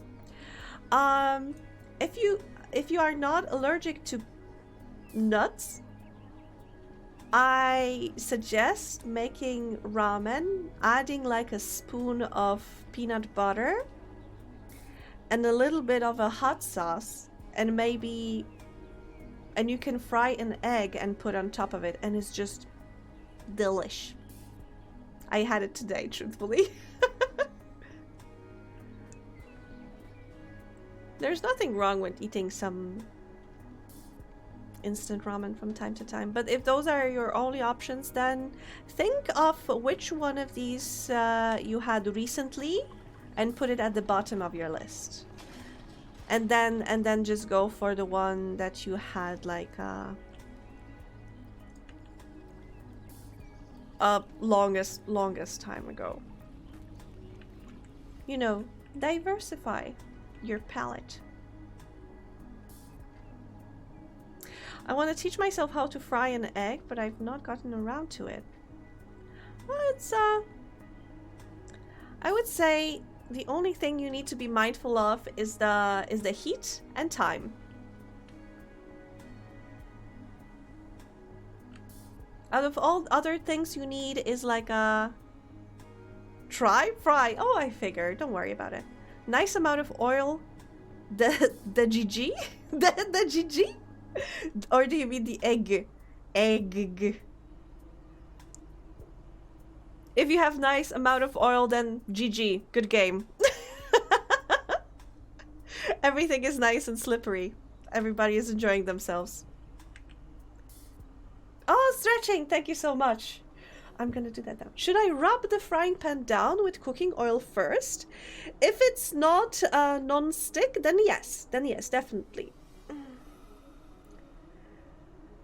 If you have non-stick, then you can add a little bit.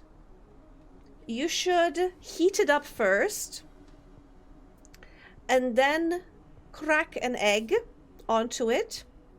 And if you like sunny side up, then I would suggest like low heat and cover it with a, I don't know what it's called, but you cover your pans and pots with it. So cover it with that. So basically what happens then, oh sorry about that, chat teaches very sheltered person basic cooking. Hey, there's no shame in that. Truthfully, I would say that the older generations failed many people in that regard. That basically people were raised in a very, like you said, sheltered way. And they don't know what to do in the kitchen, basically. I've spoken with friends not too long ago about it, how I quite recently realized how lucky I am by being raised by my parents, who had like a hotel or something. Sorry. Oh, that was nice. Thank you so much, Goodman. That was very nice. Because I was blessed, basically. Hashtag blessed. Because, oh, hi, Mr. Bliss. How are you? I was basically raised in a kitchen. I was spending so much time in the kitchen with my mom, and she didn't even have to explain stuff to me. I was just taking it all in with my eyes. And basically I know how to, I usually just see a recipe, I will read through it, and then I'll just change some points a little bit. I'm gonna be like, oh, I don't like this ingredient, so I'm gonna switch it up with this one. Oh, instead of a dry ingredient, I'm gonna use a fresh one or something like that. All these eggs are past their best before, dang. Oh, that's not great.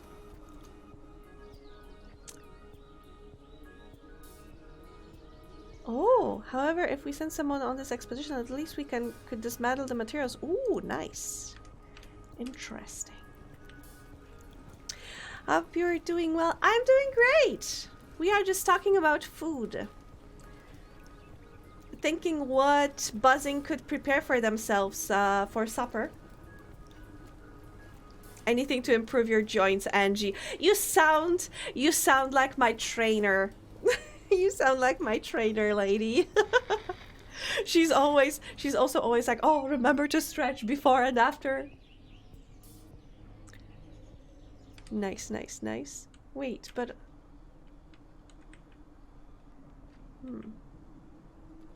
These eggs expired in March. Ooh, that might be concerning. But they haven't exploded yet, right? Regardless, they can be a great compost.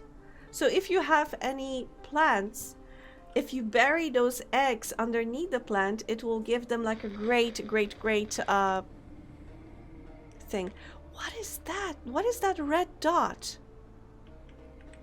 Where is that red dot? What does it mean? There should be something here. I don't see anything. Huh. I'm concerned. I'm concerned that those are enemies or something, and I just don't see them. Anyway, gas station. Great. Tonight we had garlic and butter pasta with smoked pork. Oh, that sounds so good! The grandma I live with no doubt think they are still good. She never ceased to accept that something is not good to eat unless they are literally turning green. But me, nah. That's a very healthy approach, Buzzing, truthfully. Because basically the truth is the date that you see on the food, the best by, I don't know, 7th of March, whatever.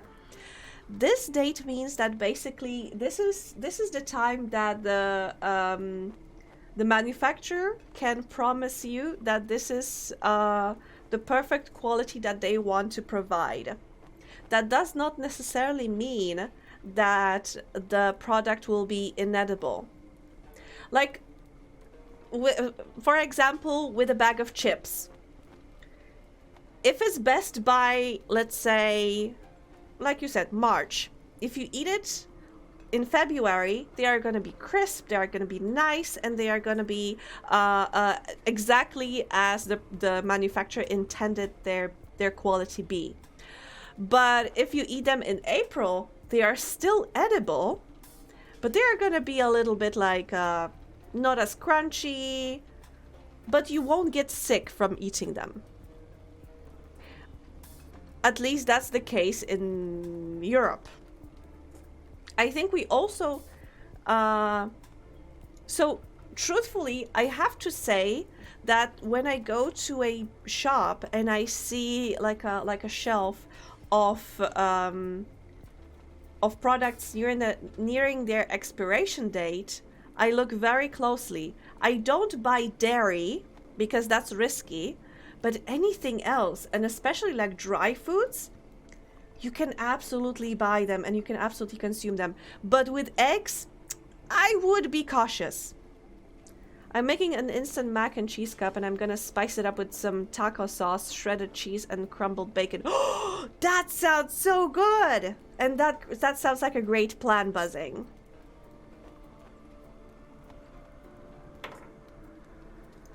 Best before is usually fine. Used by, you have to be a bit more careful. Oh, that's a good point, Mr. Bliss. Exactly, that's a very good point. So you have to also be mindful of how it is described on the packaging. So that's a very good point, Mr. Bliss. I need more electricity. Connect me. House ruin. Cool. What is this dot? Or maybe it's my scout? Maybe those are my scouts. What's this 0% here? I don't know. Anyway, how's my expert? Oh, they are still being prepared. Okay.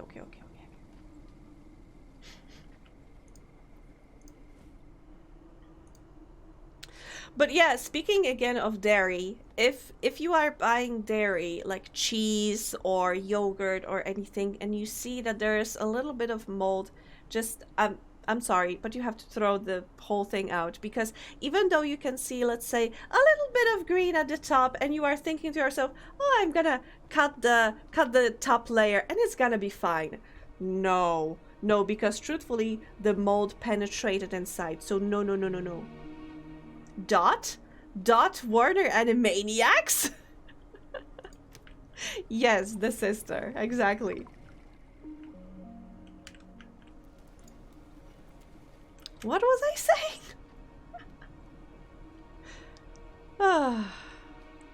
That was her cameo on my map.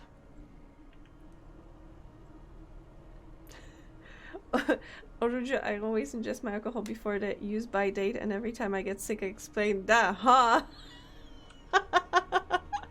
Fair point, absolutely. I remember back in the day when I was sitting with a couple of my friends and we were talking different stories, and I was like, oh, the other day I got very serious food poisoning, and everybody's like, oh, and I was like, it was because I got seriously food poisoning because I drank too much vodka. You would think, but Angie, is the alcohol? It should have the alcohol sanitizes everything. How could you get sick from that? And I was like, I got food poisoning, you know, that was definitely food poisoning, nothing else. Oh. And fast food restaurant. Oh, cool, we're gonna get some food from that. Technically, it was food poisoning, wasn't it? I got sick. I that was the only time that I fainted, to be honest. And that was pretty scary. And due to some life stuff, I haven't been drinking that much since then, but yeah, that was pretty scary. I don't recommend that. Food poisoning. Don't poison yourself with vodka. Alcohol is never the issue. Nope. No, absolutely.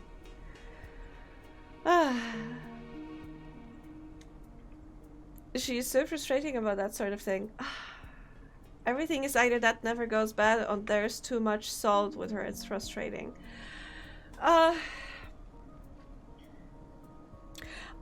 Buzzing, I don't want to explain your grandma because, you know, everybody's relationship with people is very complicated, so I don't want to go into that. But I have to say, I don't know your grandma's history, but it reminds me a little bit of my granddad approach to food. He was very, very strict with how much food is given away and how much food is used. And that's because he was a World War II survivor and he lived through some very tough times. Basically, he was telling me stories when he and his siblings could go a couple of days eating only like 2 pieces of bread, for example. And I think that's affects how people approach food. And I don't want to assume that your grandma went through that, but I notice a lot of people from like the older generation went through something similar, through some life events that affected their approach to food or to money. I don't know. Also, sorry, I don't want to, you know, get all preachy on that because I know that, like I said, people's relationships with other people, with food, with money, with anything can be a very complicated issue. And I don't want to be the devil's advocate, so I'm gonna shut up right now. Oh, Audrey, you know Loomis? You guys know each other? Anyway, welcome. Nice to see you.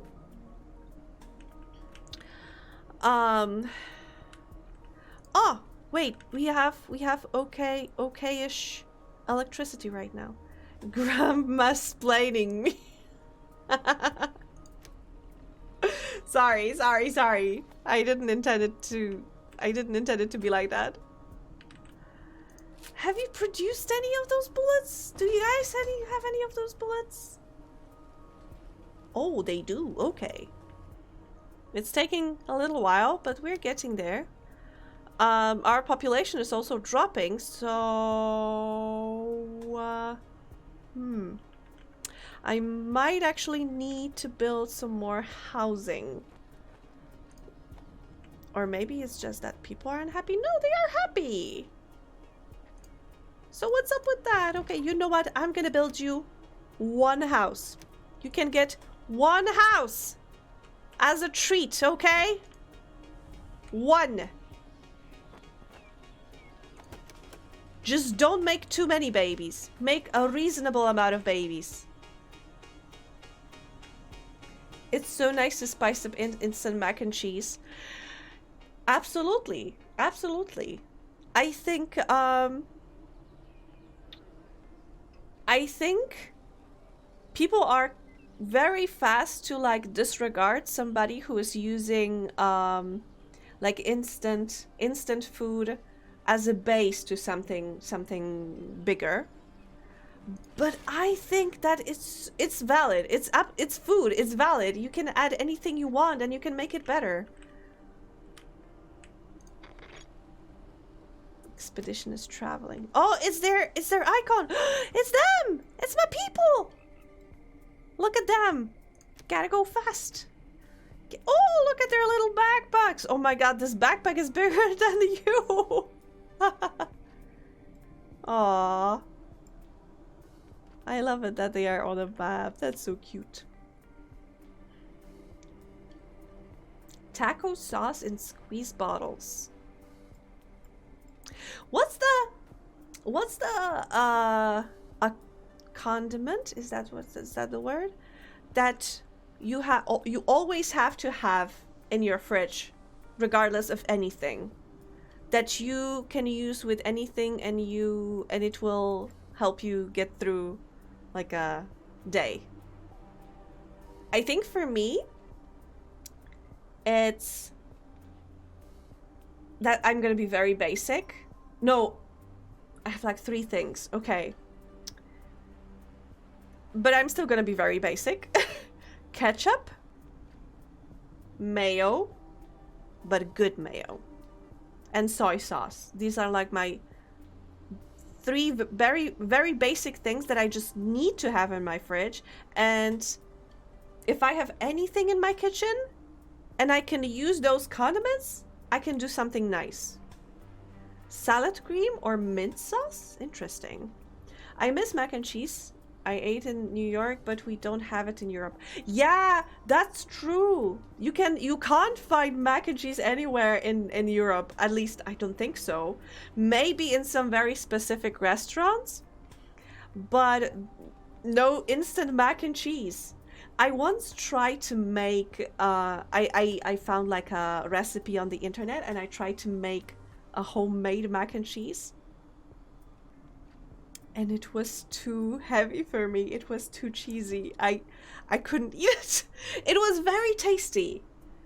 Same with what is it called? Chicken parmesan? Delicious.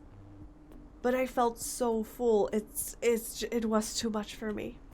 You Americans want to keep it all for yourself, I understand. It's delicious, but it's also so heavy. But from what I heard, the other way around is like the Americans have why is this not connected? The bread. I heard that American bread is very bad, that you can get sick from that. But our like sourdough bread and others like that are I heard that's an amazing thing that Americans experience in Europe. Something that for me is, I heard that basically what Americans have is like a toast bread and nothing else.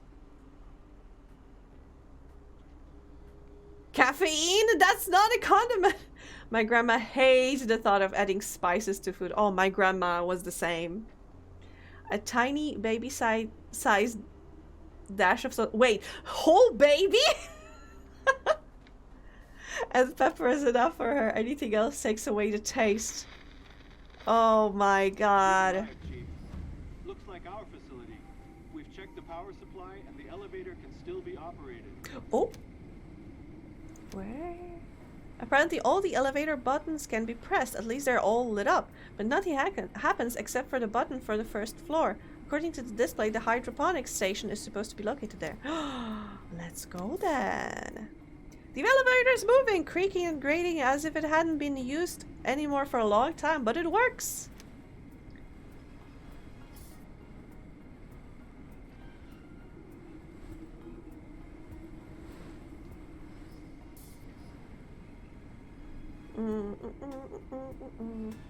Mac and cheese is fairly easy to find here in the UK. But UK is not Europe anymore.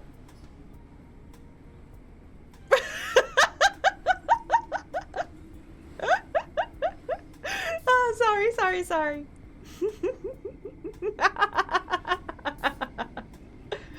Oh, I have mac and cheese a lot in UK. I don't know if American mac and cheese is any different though. Maybe it is. I'm not sure. Are we sharing stories about grandma's weird food habits? My grandma would serve me a soup full of hearts after telling me it's soup with meat. Couldn't understand why I wasn't into it. I mean, I don't mind eating hearts. If they are, but they need to be properly prepared. Wait, what's the word?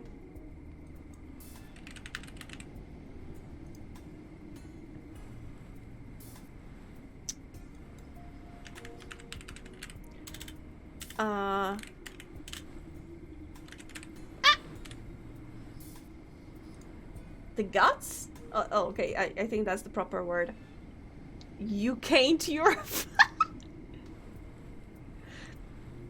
I am one of those weird people that absolutely don't mind eating guts, like liver, like the stomachs or the heart, but they really need to be carefully prepared. If they are just boiled, then that's just disgusting. I was raised to believe that if I put salt or vinegar or any extras in on my food, I would immediately die of a heart attack. What? This despite my dad having more condiments than food on his plate most days. Huh, interesting. She also once served me mushroom sauce with worms in it, like, ew. I mean, that's additional protein, I guess. But still, ugh.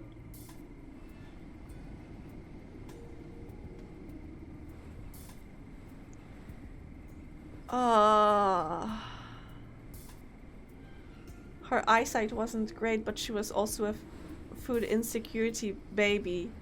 Sent to Siberia as a baby, yeah. And she was kind of manipulative sometimes. I still wonder if she just pretended not to notice. Yeah, that's an interesting point.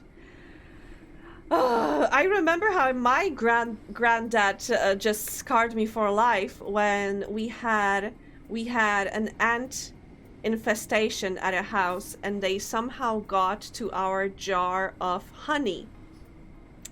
And my granddad was like, "Oh, we can't waste this whole jar of honey." So he took sieve, I think it's called. Sieve? Sieve, yeah. And he put it, okay, Lomus, thanks so much for hanging. See you soon, see you later, whatever. So he put it on a different jar, and he, you know, just dumped everything into the sieve so the ants would stay, but the crunchy honey. Yeah, but the honey would drop down, and I shouldn't have a problem with this, truthfully, because bees make honey. Bees are also God damn it, what's the word? Bugs, right? Bees also touch that honey, and they are also bugs. I shouldn't have insects, thank you. I shouldn't have, theoretically, I shouldn't have a problem with that. But I don't know why it scarred me for life, and for many years I wouldn't touch any honey after that. But also, just like you said, I think our grandparents were from roughly similar generation, and they had just such a trauma connected to food and scarcity that they just didn't care. And I understand that for us, it's I just try to be very understanding, okay? I just try to be very understanding, but still, it scarred me for life. In the last years of grandma's life, I had to almost wrestle her for a jar of lemon and honey that was full of mold. She wouldn't let go of it. I had to throw it out after she went to sleep. Rough. Loomis is calling food police, yes. Thank you, Goodman. Absolutely. Eat the worm. Eat the worm. It's good protein for you. Sorry to anyone for scarring them with those stories. Let's change the subject. because it will end up that nobody's gonna eat anything tonight. The elevator stopped, and all of a sudden we are standing in water up to our ankles. Pieces of skeletons and other objects are floating here and there in the water. What the blazes happened here? I mean, there is a body of water right next to you. Gee, I wonder what could have happened. The way it looks, we can get into the main hall where the plants were kept and watered, or we'll take a look around the machine room where the pumps are supposed to be too. Yeah, go with the machine room.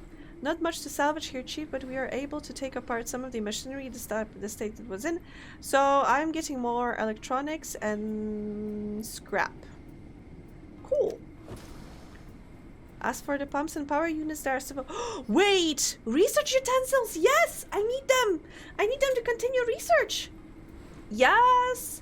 Goodman, I'm going to uninstall your hands! Just disconnect them.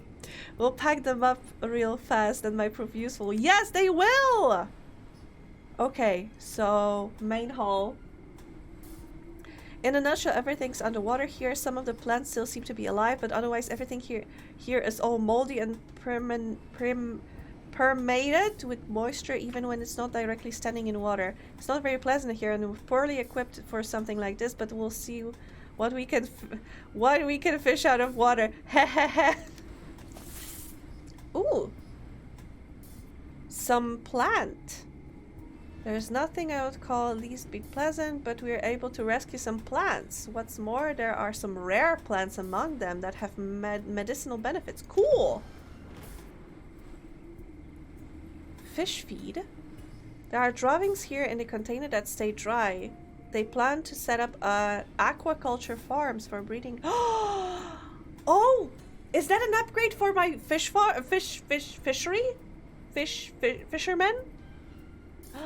I'm going to uninstall your heads is my favorite joke thread, to be honest. It's ridiculous enough that it very clearly shows I'm not serious and it's memorable.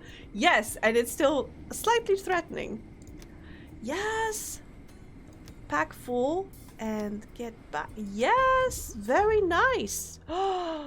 Very nice. And basically that means... Yes, we unlocked another level. Whoop whoop. Okay. Barricade.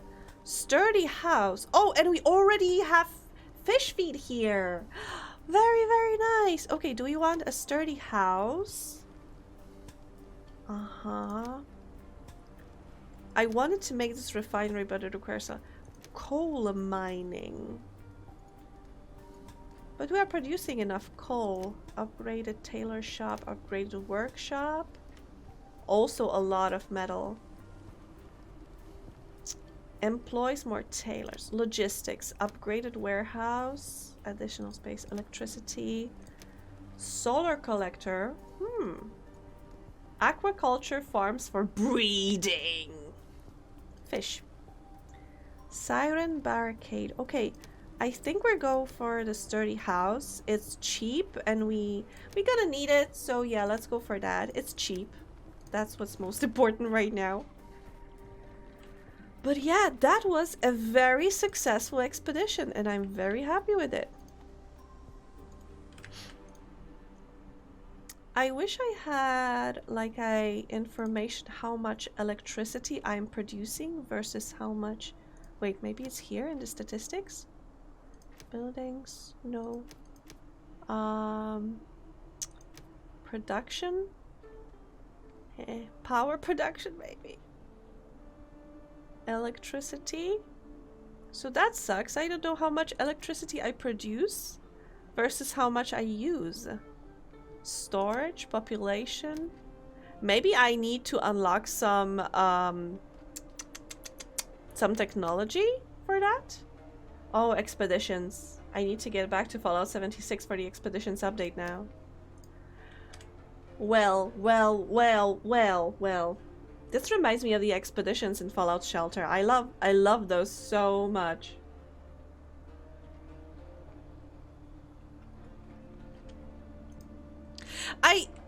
You know what, despite everything, I really liked Fallout Shelter.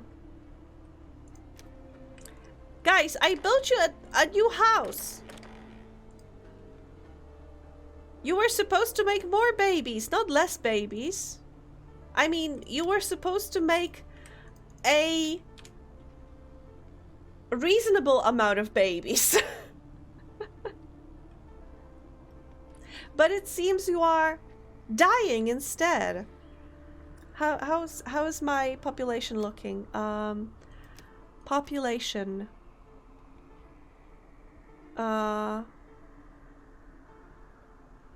Adults, children? What about... Wait, I previously could see old adults and very old adults. Why can't I see it now? I don't have any old adults? No, I do have very old. Huh? I don't understand what happened here. Knowledge transfer. Wait, I have already done that once. Oh, what about education?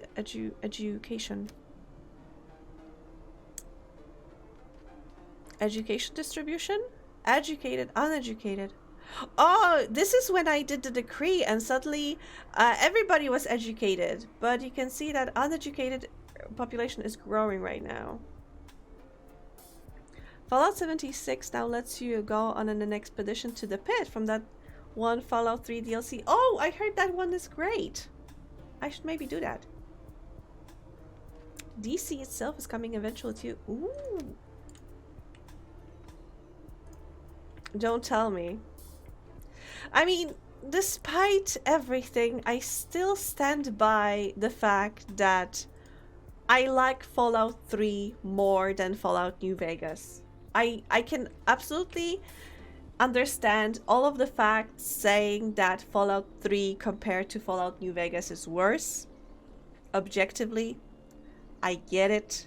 It is worse in certain regards, but I just have more fun playing Fallout 3 than Fallout New Vegas. I think, and I think I was speaking about it once already, it's the fact that I have the whole world open for me. I can go wherever I want. I can even go to the last location if I want. I can go and push the main quest even before I got any hints as to where to go. Grab the torches and pitchforks. What did you say about Fallout 3? I love Fallout 3, okay, but I know it has its flaws. But I approach it with a mindset that these games fill out very different needs. Fallout New Vegas has better pacing, that's a goat.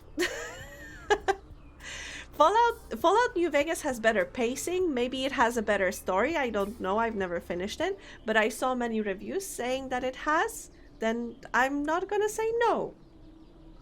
There are certain problems with Fallout 3, but, and hear me on this, Liam Neeson is your dad.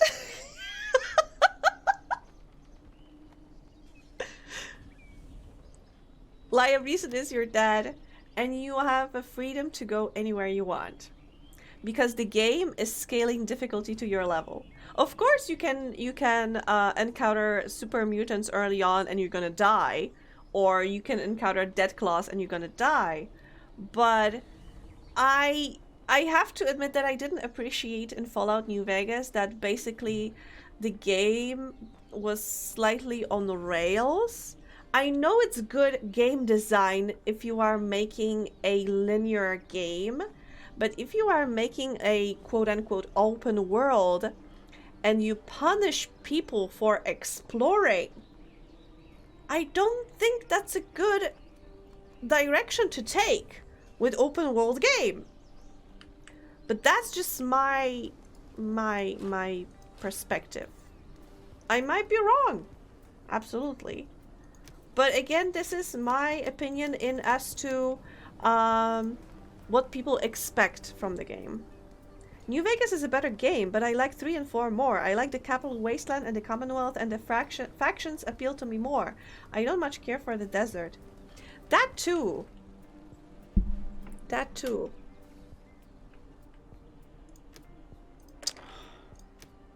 Okay, let's disable this one house for now.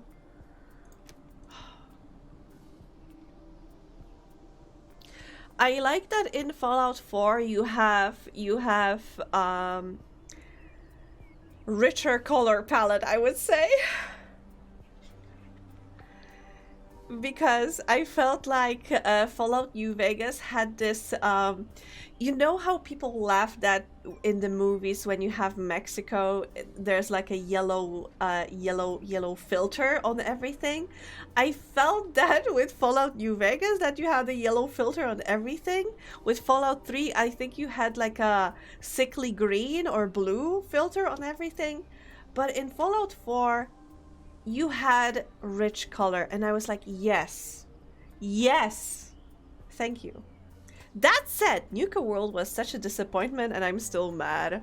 The DLC? Wasn't that the DLC for Fallout 4?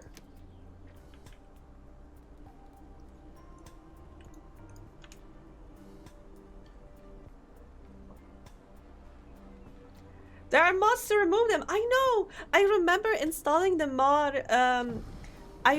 Oh, new research. Woo. Okay, I can have better homes. Let's see what else I can have. Coal mining. Huh. Better tailor. Better workshop. It uses a lot of metal. Upgraded warehouse. Yeah, let's go with that for now. Every time I want to play Fallout 3, I am downloading so many visual mods. I'm sorry, I just had a flashback.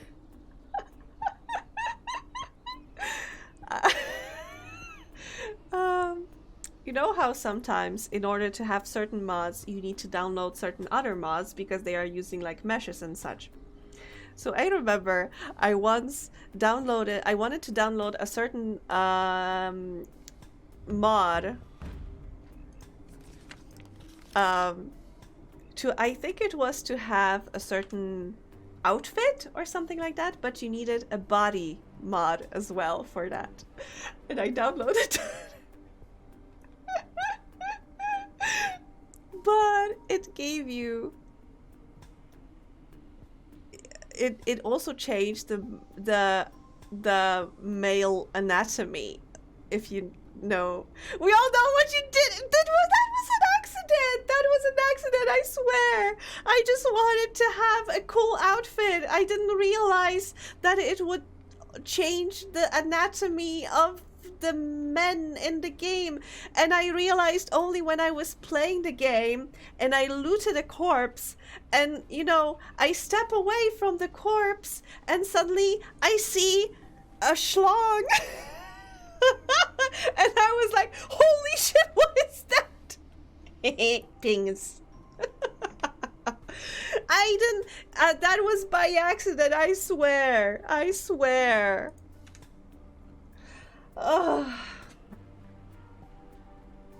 When I get a better PC, I really need to try Fallout 4 with some of the big environmental mods that make everything lush and overgrown. Yes, I remember downloading richer environment mods for Skyrim, and oh my god, the environment looks so juicy. That's the only word I can find for that. Wait. Again, epidemic. Guys, stop getting sick. Can you wash your hands? I beg you.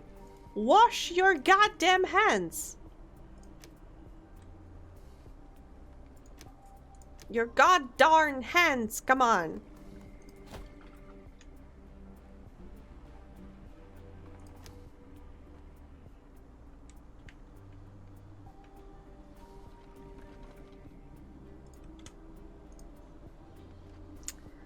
Can I have like a decree to wash hands? Immunity. The settler's consumption of herbs and medicine increases by 200%. This prevents the outbreak of new diseases. But it brings up the consumption of medicine, which is not ideal as well. Loitering. This is awful. Prohibits settlers from boosting their confidence by visiting their homes or other buildings, and as a result distracting them from their work. Like, can you imagine going to you have a settlement, everybody's overworked, and you go, no loitering, you cannot go back to your home until you're done with your job. Like, dude, no, that's not, no. Anyway, I think we can suffer a few epidemics. We have a hospital. We don't have to. Oh, there are so many lanterns. They are sent for every dead person. I am slightly concerned about that, you know. Oh, Skyrim mods are really amazing. Weather, dog rain. Dog rain? A fog! Oh my god! It's raining cats and dogs here! Sun rays, reflections, HD stuff makes exploring breathtaking. Yes, yes, definitely. I would love to play Skyrim again, but then again, yesterday I found an immersive Jesus follower mod for Skyrim. What? Excuse me? This person is probably unhappy because somebody died and they haven't been buried yet, right? What? Why sad? Yes, family was buried and has an unpleasant experience. Well, boo-hoo! We all have an unpleasant experience, okay? Jesus collects human hearts. Place them in his inventory. What? The intro for that video is quite funny. What? Wait, I'm sorry. I need to see that. I need to see that. Skyrim, Jesus follower.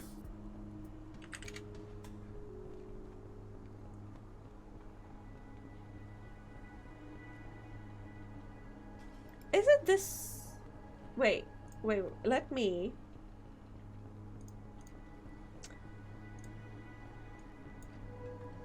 Is this the thing? Is this the mod?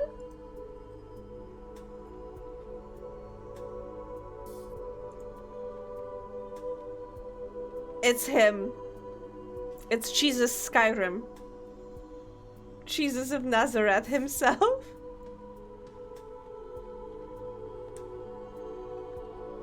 He summons fish and bread to fight with? What? I'm Jesus, Jesus, Jesus. I'm Jesus, Jesus Christ. I'm Jesus, Jesus, Jesus. I'm Jesus, Jesus Christ.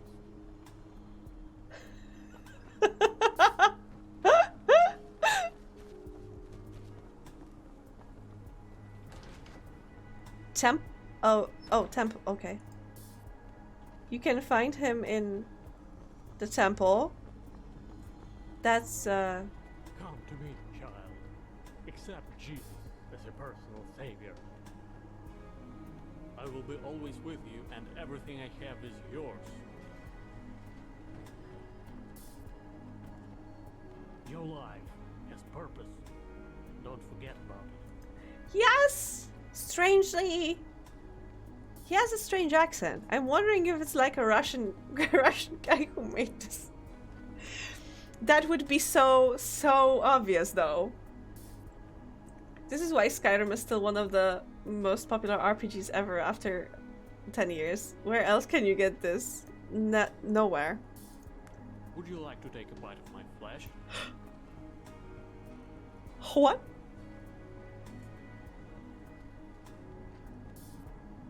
Doubts about resurrection? What? Fate? It's...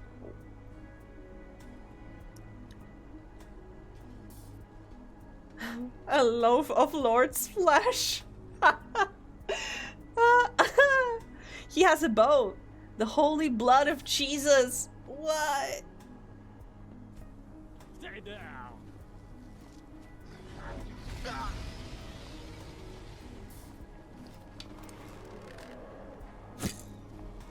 Okay, can he one-shot a dragon? Jesus said shit. My voice will be here. Unlike yours. I have a few more fish up I have a few more fish my sleeve. ups up my sleeve. Oh my god. And he's fully voiced. Oh, that was a shit shot.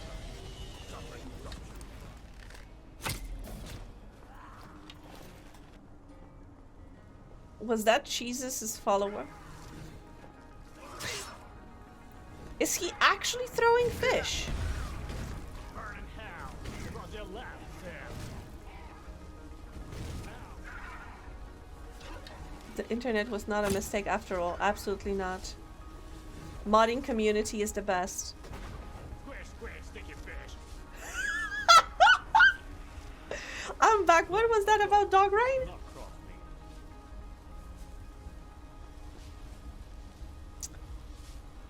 He is. No, he's throwing loaves of bread. Huh. You know, you make me feel unimportant every time you forget to praise me. Praise Jesus. There's nothing for the journey except the staff. No bread, no bag, no money in your belts. What in the world? I should stop zoning in and out of the stream. Everything all at once.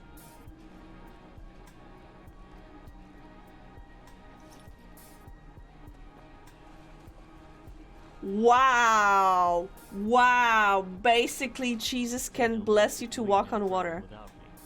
Don't listen to him.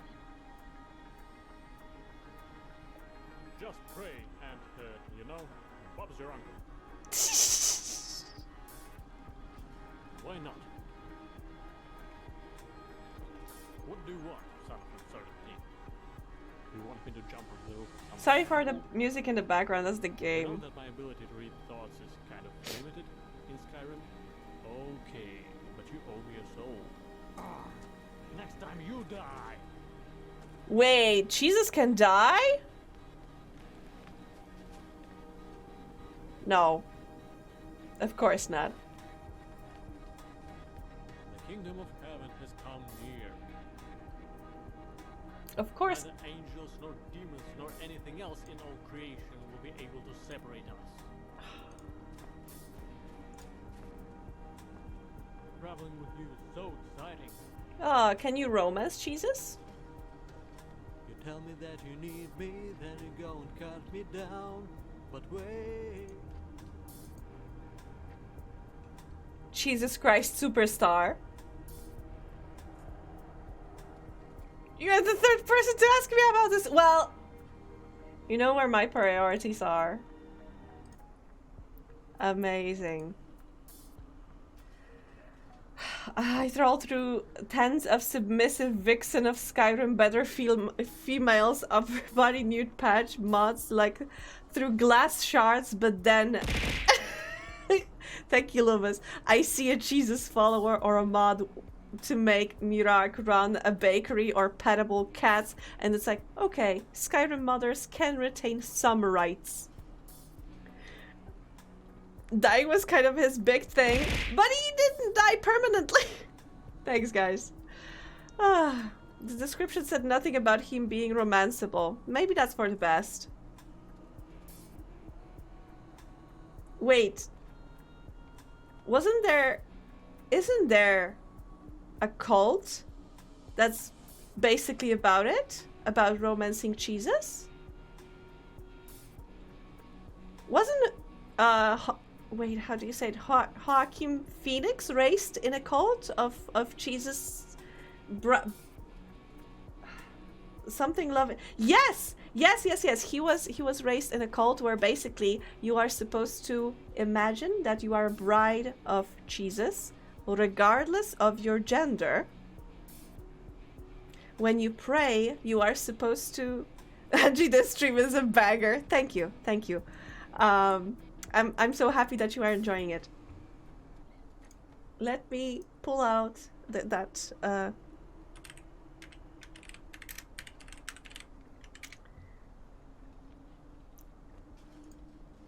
He was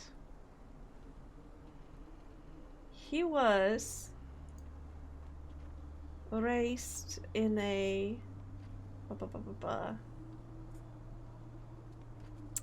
where is it? There should be an information on that, or some early life or something.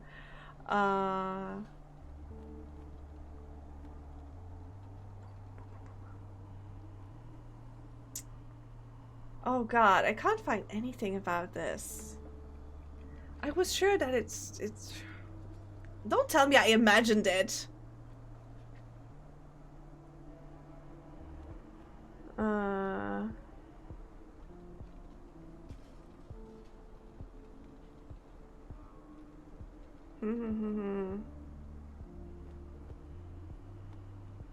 Children of God. Yes. Yes, yes, yes, yes. Children of God. I found it.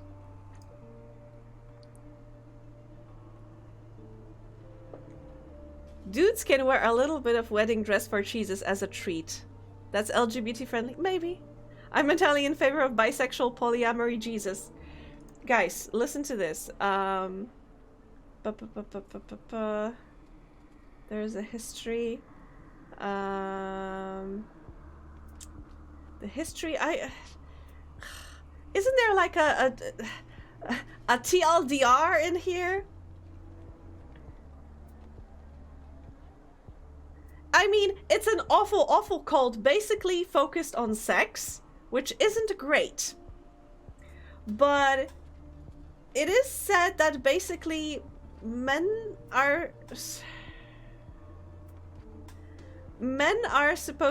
everybody is supposed to pray to Jesus and imagine themselves as being the bride of Jesus, including like having sex with him. And it's very like not healthy, I would say. I mean, it sounds great on paper. Loving Jesus is a term the cult members use to describe their intimate sexual relationship with Jesus. It describes its loving Jesus teaching as a radical form of bridal theology. They believe the church of followers is Christ's bride, called to love and serve him with his wifely fervor. However, the bridal theology is taken further, encouraging members to imagine Jesus is joining them during sex and masturbation. Male members are cautioned to visualize themselves as women in order to avoid a homosexual relationship with Jesus. So I would say not exactly LGBT friendly. That's a very complicated issue, I would say. But yeah, a very problematic cult, very not cool, I would say, in very many regards. Children of God is a terrible name for that group. You want the children of God to marry the Son of God? Exactly. Turning the chair around to sit on it like a youth pastor. Hey kids, do you know who else was a bisexual paramourist to walk? I can imagine being a Christian developer creating a Jesus mod and the first feedback comment is, can we bag him? Was it founded in Alabama? Oh, wait. I think in California, actually. Yep, founded in Huntington Beach, California in 1968.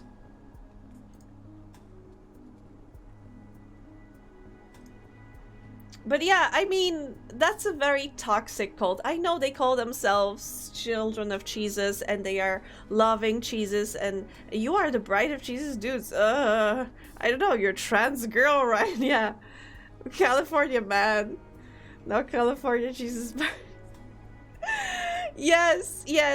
It used to be California man. Now everything is because of California Jesus bride. Everybody in California is Jesus's bride. But no, for real. I recommend reading up on that cult, but it's very disturbing. It sounds haha funny stuff on the surface, but it's a very, very uncool and disturbing, you know. Which cult isn't bad? That sounded like a witch cult, like witches. But I'm asking which one cult is not bad. Oh, I heard that in Japan they have a huge problem with cults. Oh, you are getting far into the game already. You mean this game? How's it going? Oh, Kuikas! Hi! Sorry, I didn't see you. Yes, I am pretty far into the game. I have some technology. I even unlocked some research utensils and like next piece of a research tree was unlocked, which is great. I'm also doing some expeditions, but right now everybody is sick. You know what? I know everybody is sick, but maybe let's start an expedition. No, that's not Rona. No. No, everybody is sick. I can't send them now. I'm gonna send them after everybody is healthy again. They are getting better. See? The number of sick settlers is dropping. It's cool. It's cool. Everything is cool. Only good cult is Yakult. What is it about? What is it about, Loomis? But how are you, Kuika? How is life? I hope you had a wonderful weekend. And okay, our number of people is could be better. Could be absolutely better.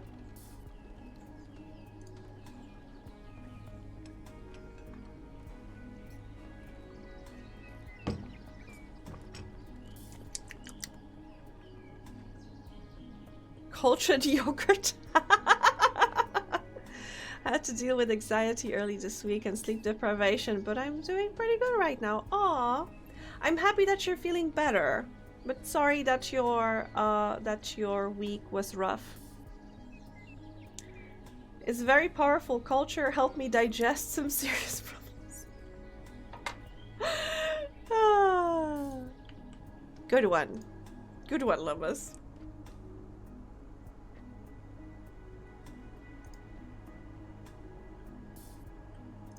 Ah, it's life. So it is.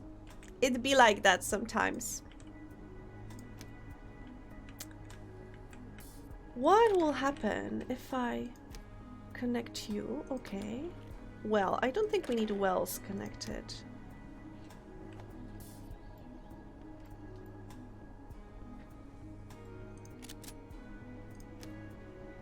Okay. Okay. I don't think we need water connected. We have plenty of water. But what else we can connect? Why aren't you connected?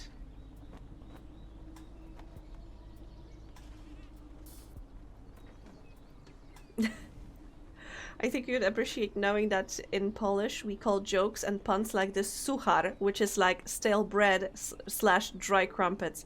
Absolutely. Googling crumpets, I would redact that to like biscuit. Biscuit?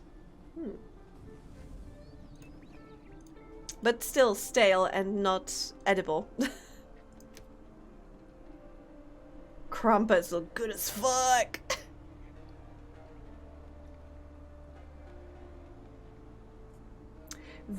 I bought V Rising today. Totally forgot about this game. I wish I didn't. Looks very fun. Wait. V Rising? I heard something about it. What is this game? Because it rings a bell, but I don't know where. Somewhere in my brain, but I'm like, what is it? What is it?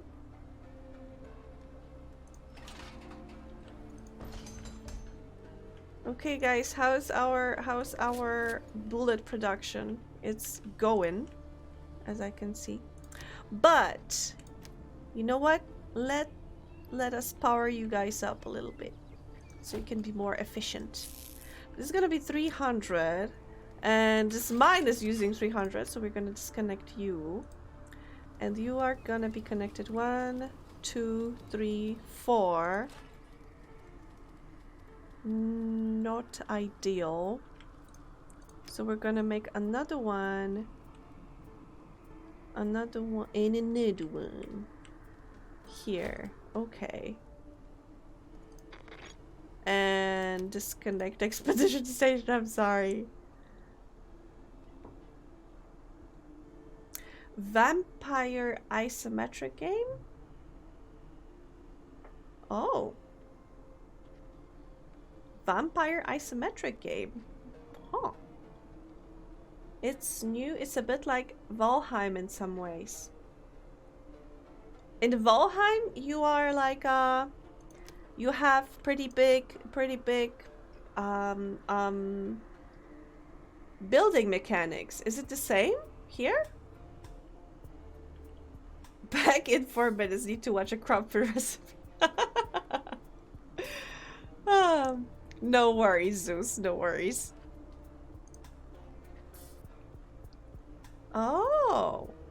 So it's like a... I don't want to say building sim, but it's like a survival game, but with vampires? If so, I'm interested. I like vampires.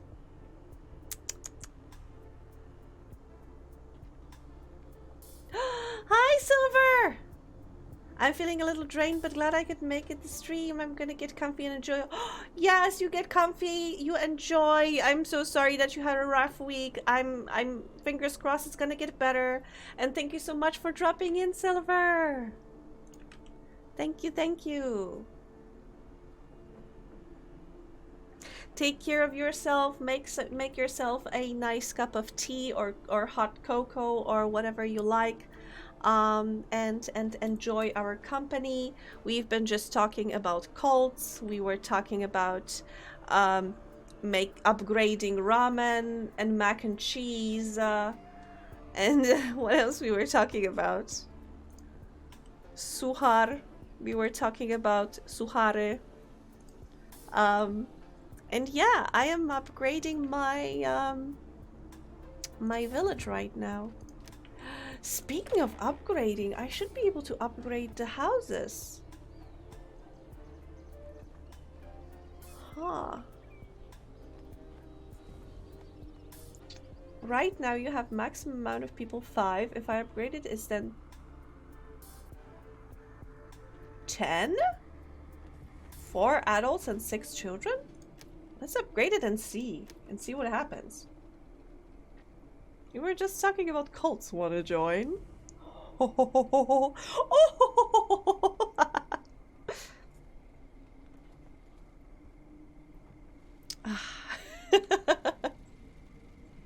These are too much effort. Oh, wait, what do you mean? What are crumpets? I always thought those were like little Oh, these are crumpets. They look slightly like pancakes. It's a bread. It's a bread.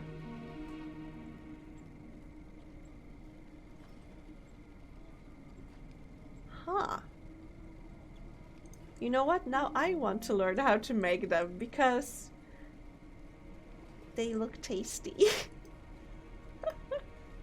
What do you make with... I mean, what are crumpets for? Is it like... Do you add it to like a soup?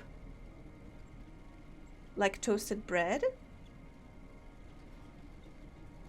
I mean, not really, but I don't have ring molds, nor the patience for the dough to rise.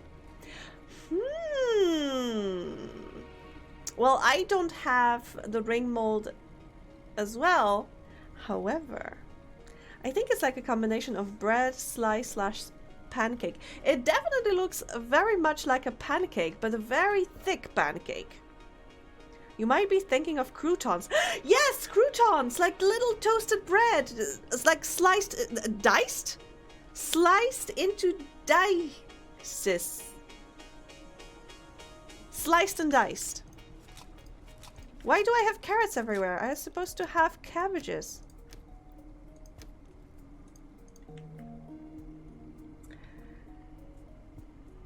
The guy in my recipe puts butter and strawberry jam on it. So it's very much like pancakes, I would say, but thick.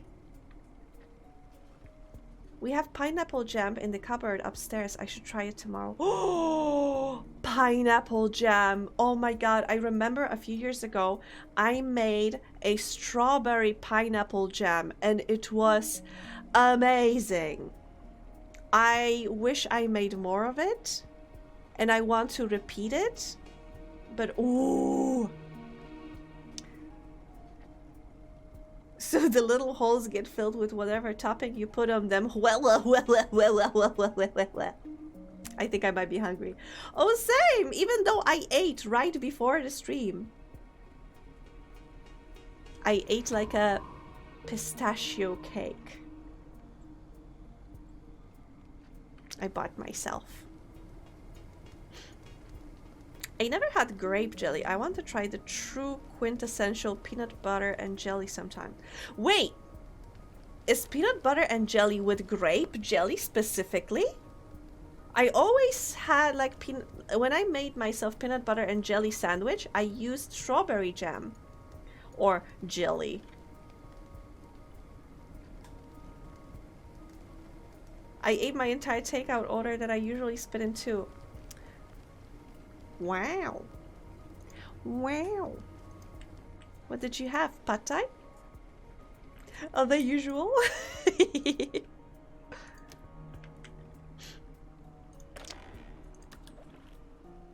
Well, well, well.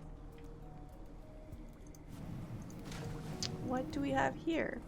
Bibimbap. Oh god, yes. So good. But we already spoke. Bibimbap is so great. Grape jelly is the thing I always grew up seeing on TV. Huh. I mean, it's doable, certainly. I usually in summer I made like I make myself a cupboard full of jam. Usually strawberry jam because I'm basic. Not gonna lie, I'm just basic. I made some, but not gonna lie, I like to add a little twist. Like I made strawberry jam with a little bit of cinnamon. Similarly, I made plum jam. I once made blueberry jam, but it came out too tangy? Tangy? Too tangy?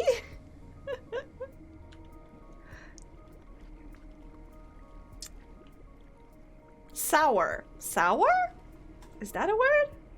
I mean, I know it is a word, but is that the word I'm looking for? Anyway, wasn't the best. I tried... Wait, what's the name of that? Gooseberry. I once made gooseberry jam and it was horrible.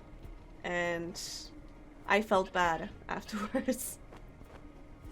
So yeah, I try to experiment a little bit, and I always come back to strawberry, and I just put a little twist on the strawberry.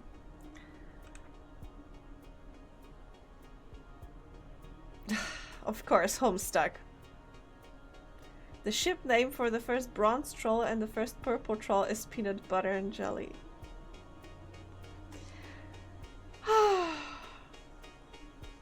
Okay. Wait, but what does it have to do with grape? Bronze and purple? Purple grape? Bronze peanut butter? Huh, okay.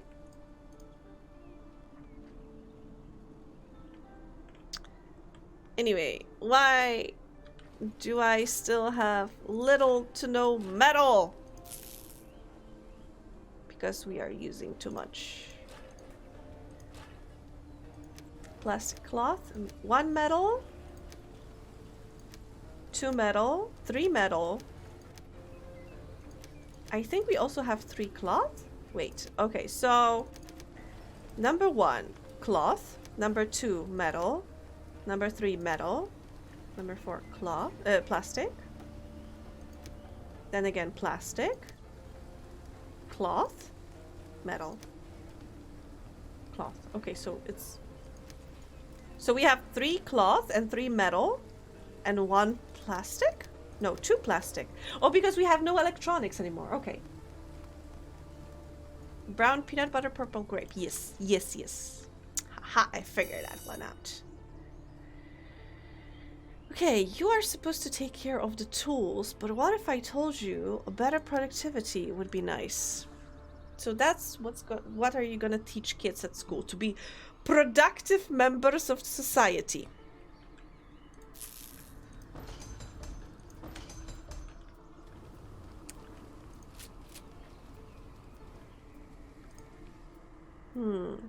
Are we missing something? Do we need like a better storage or something? So which house is that? Which house did we upgrade? We upgraded a house, a cabin. But which one? Is this one? Yeah, because we don't have an option to upgrade it anymore. Oh, because it's happening. Okay. Okay, okay. So let's speed these things up because they're happening so slow. And I think we could go... No, we are still working on upgraded warehouse. What about another expedition? Yeah, everybody is healthy right now, so I think we can go. You need metal tools. Okay, so 1, 2, 3, 4, and you're gonna get 6, and you're gonna get metal tools and activated carbon mass. Okay, start expedition. Good luck. Take care.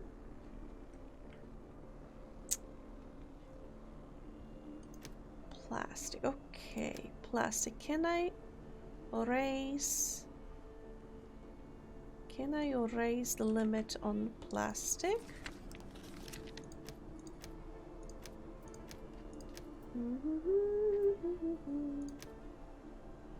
Where can I raise the limits and stuff?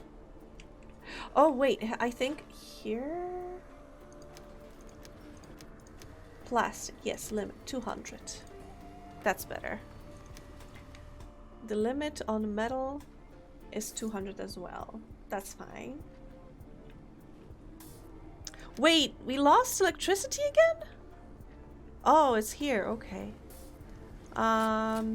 Disable. I want the recycler, so let's disable the ammunition factory. Okay, research is done. I could go for another research because I have 3 points. Let's see. Solar collector? Battery would be nice to have. Oh, but you need a lot of stuff that I don't have a lot of. Okay, refinery.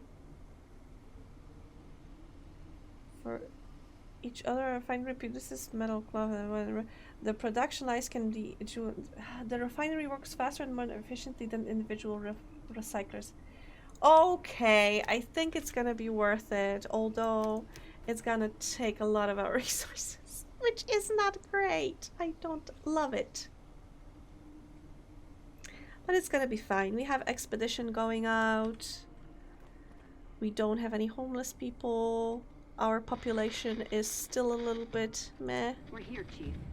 This looks almost exactly like the Endzone we left behind to start anew.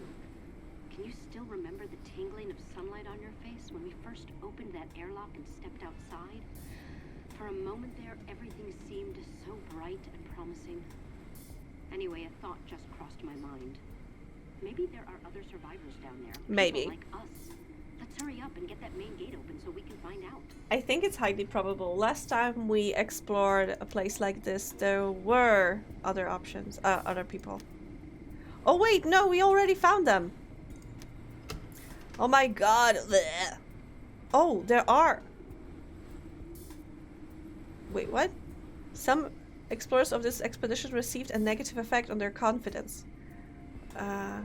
As we went down further, it became harder and harder to breathe. We held our breath and went on, only to find decaying corpses in the machine room. They stored their death. They're dead down here. Oh no. But we got a pioneer statue? Whenever the inhabitants came down here, then I don't want to picture it. Man, we are lucky. Like the people here, our ancestors also made their homes underground for 150 years. They survived so that we are able to return to the surface. We owed it to them to remind ourselves of who they were. Okay. Okay. So that was everything that we could have found there. Which is... bleh. No survivors, which is sad because we are a little low on settlers. Yeah. Maybe that's why my logistics are struggling, because we are low on settlers.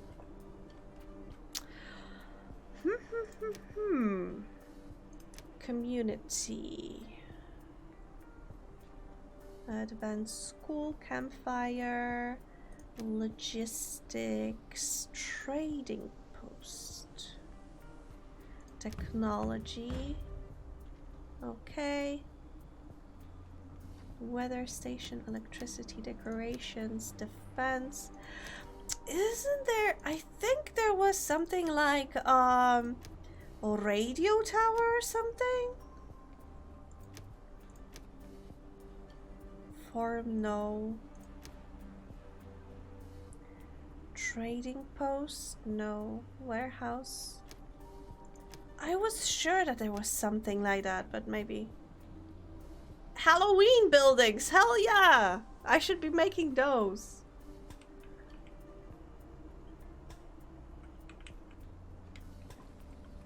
Okay, we have a decent electricity now, and I want to figure out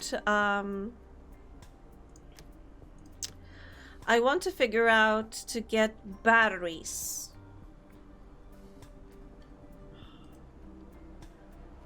Why is our population dropping? Are we aging too rapidly? But we have houses. There is a sturdy house that can house 10 people. Just nice. Now make babies, okay?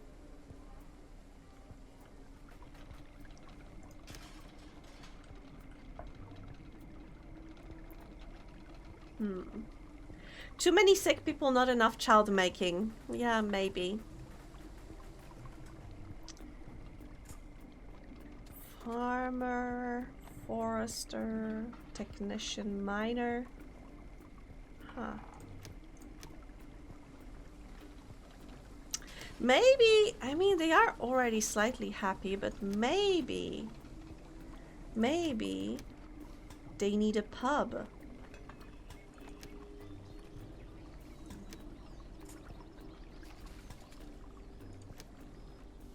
What if? Also pub. What if we build a pub here? I think they'll be happy.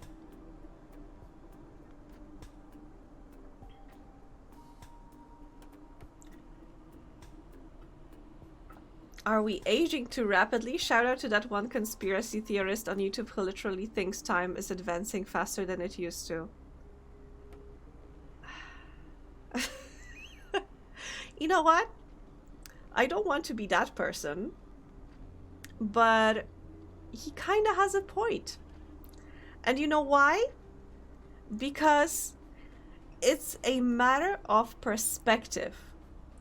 When you were 10 years old, 1 year was 1/10 of your life. 1 year was a lot of time for you.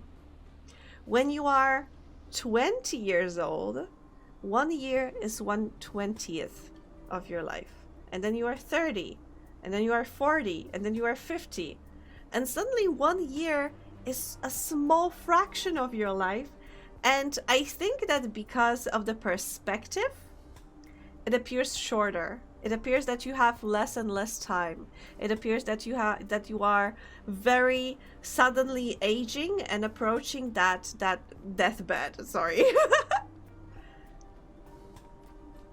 But that's my interpretation, and I am 90% sure that the guy from the video does not think like that. You can't just lock 10 people in a house and yell, "Now make babies!" I can't? How would we be able to tell if time was advancing faster? Wouldn't we be sped up too? If we're not sped up, what does it mean for time to be going faster? Something about how kids don't look like kids to him anymore or something. Wait, what? Kids don't look like... Okay, I think, again, I have an explanation for that. But that's a societal issue. Because if you look at the for example, kids media and kids, like, let's say newspapers from early 2000s, you had kids dressed like kids. But right now, everybody is pushing for like this, you know, revealing outfits, and everybody is using makeup. And, you know, I am all for self-expression, but also like you should allow children to act like children and not push them to get old fast. So I can understand why kids don't look like kids, but I don't think that's why I don't think that aligns with what the guy is thinking, okay? He literally thinks the objective measurement of time is happening faster now. When I was one day old, everything took forever. I didn't have internet back then, though. When you were 1 day old? What? You remember when you were 1 day old? The dude also thinks 95% of animals are fakes made up to Birds are fake. Birds are the machines produced by the government to spy on us. Birds aren't real. Brainworms. This reminds me, I recently stumbled upon a video about a guy who was like a fitness YouTuber or something, but he took some type of drugs one time and suddenly he became Jesus, and he had a very serious episode of, I think, psychosis or something. He landed in a psychiatric facility for, I think, a couple of months when he was supposed to, you know, get his brain straight or something. I think he's better now, but I think he still might be thinking that he's here to save the world and that he is a messiah. Yeah.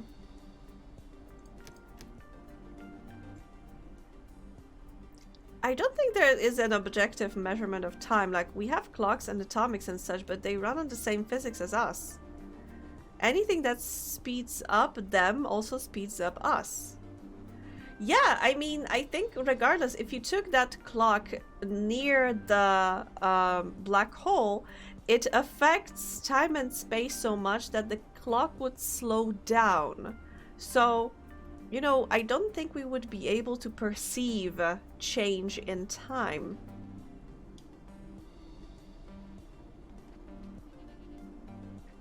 He literally thinks a lot of animals animatronics. Giraffes, zebras, gorillas are just actors in suits. Penguins are fake. Again, I don't want to be the devil's advocate, but I can understand his logic. Like, I remember the first time I saw a giraffe live, I was like, that can't be a real creature. That can't be real. This is too weird. I saw pictures of giraffes, but seeing one live was just so surreal.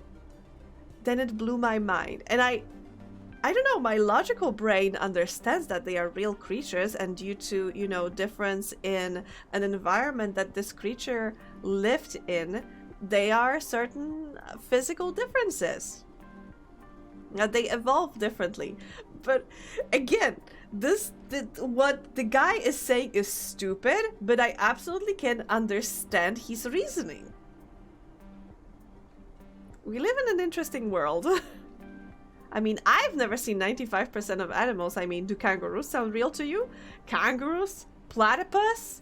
Koalas? Pandas? Are we talking about furries again? Oh gosh, no, bless them. Bless the furries. They are the backbone of society, even if you accept it or not.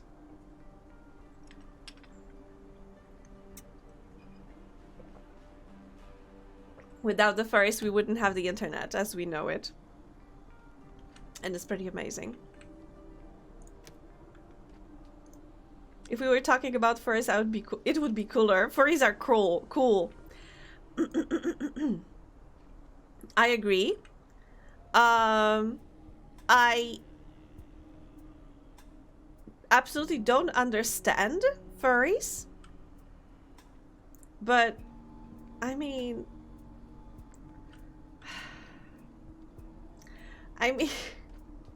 furries are cool, but then again, I remember when I read about rainforest, It's like Fire Festival, but for furries, or DashCon if you are a Tumblerina.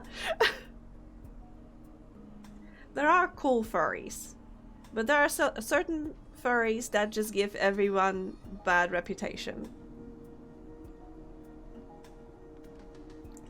And to be honest, in my mind, I consider furries to be like patrons of art.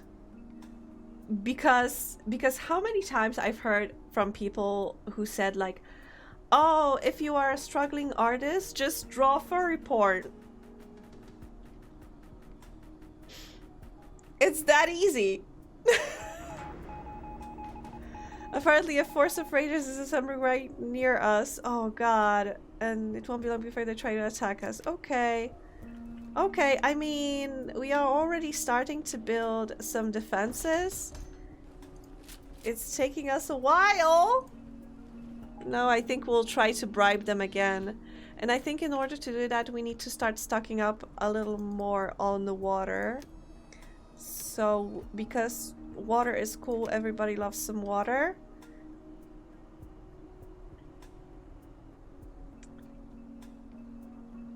Yeah. I don't understand furries, but I also don't understand, like, straight people. Sometimes you don't have to understand something to accept it and to tolerate it, you know? That's at least my opinion. Australian furry cons must be something else! Not even the adult stuff, just furry art. There's always a suspiciously wealthy furry Patreon who will found you. Yes. Yes. Yes, yes, yes. I am always in awe of like suspiciously wealthy furries. But then again, I saw so many furry accounts of people who are in STEM, like astrophysicist or some I remember reading somewhere that there finding somebody's furry account, and it was a person who helped develop a COVID vaccine.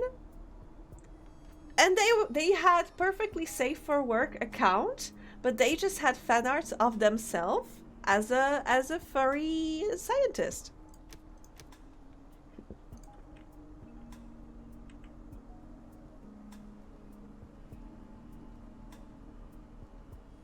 Exactly, I don't need to understand it. Yeah.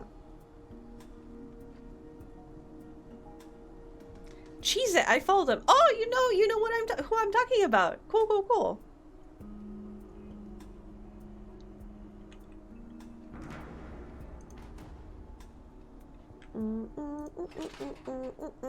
I am getting slightly worried that we are running out of scrap nearby. Furries? The vaccine? Oh my god, the furries are in on the forced feminization plot. Their persona is very cute. Yes, wasn't it like a... I think it was some type of rodent, but I don't remember exactly. That explains why I started meowing randomly after getting vaxxed. The whole microchip thing was a distraction. Yes, they want us all to turn into furries. But you know what? This circles back to the topic I mentioned at the beginning, that today I've watched a interesting video essay about perceiving gender and VR chat. Because by some, let's say, how do you call it? By some accident, VR chat is compatible with Vocaloid models that people were using in certain software. So thanks to that, it was very easy to export anime girl model from that Vocaloid app into VR chat.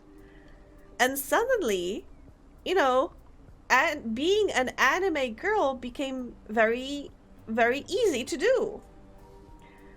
And basically people started doing it because why the hell not? And then suddenly turned out that some people approach gender expression in a very interesting ways, and VR chat basically became this safe haven for trans and non-binary people who are not yet comfortable with, you know, coming to terms with their identity, but they still can like experience gender euphoria thanks to VR chat by having an avatar of their preferred gender. Mind blown. I mean, VR chat, and I heard so many interesting stories that VR chat is basically like ye old internet. In that regard, it's not moderated basically, but it allows such a wide field of expression thanks to that. You can be anything you want in VR chat. And it started with a discussion about metaverse, which is basically sexless. That metaverse tries to be very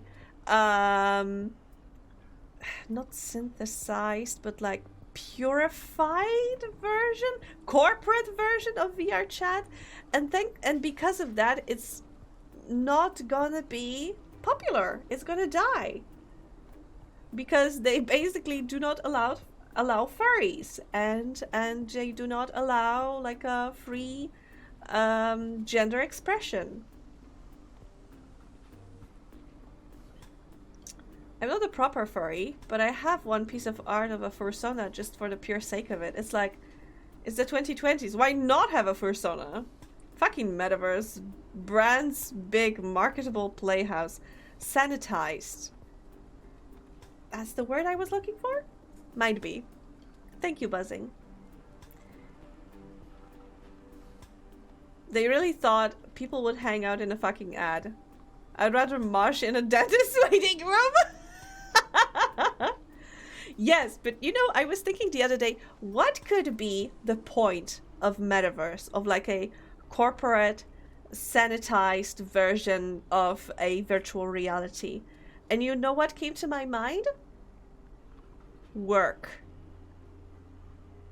Like, you don't want to work from the office? Okay, you can work from home, but you gotta work in VR, so we can still, you know, watch you work. We can still see when you are going to the toilet or something. I don't know. It might be a completely missed idea, but I was thinking that they might try to push it like that. This just activated my charcoal. You are welcome for activating your charcoal, but be mindful because activated charcoal is flushing all the like, it's used to cleanse the organism from medicine. It's used to it when you, for example, try to overdose on medicine. It cancels the effects of medicine you take. So watch out for that, Zeus.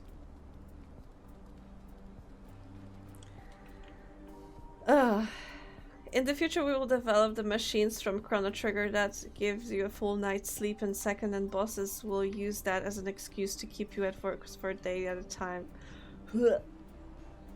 Have you heard about this series? I think on... Is it on Apple TV or Amazon Prime? I don't remember. I think it might be on Apple TV because nobody's talking about it because nobody watches Apple TV. I don't remember the title of it, but basically is that you have two brains or two chips in the brain, and one activates when you are at work and the other activates when you are at home. So basically there are like two wolves inside you. One is constantly working, one is constantly resting. And we're back into furry territory. But yeah, I heard it's pretty good. I might give it a try because I have Apple TV. Because I have an iPad. So I was like, might as well try it out. And I've been watching Ted Lasso, and I highly recommend it. It's such an adorable found family story. I know it's about football. I don't care about football. I don't know anything about football. But it's about the found family that people made out of themselves. It's just amazing, and it's so warm, and it's just so funny sometimes.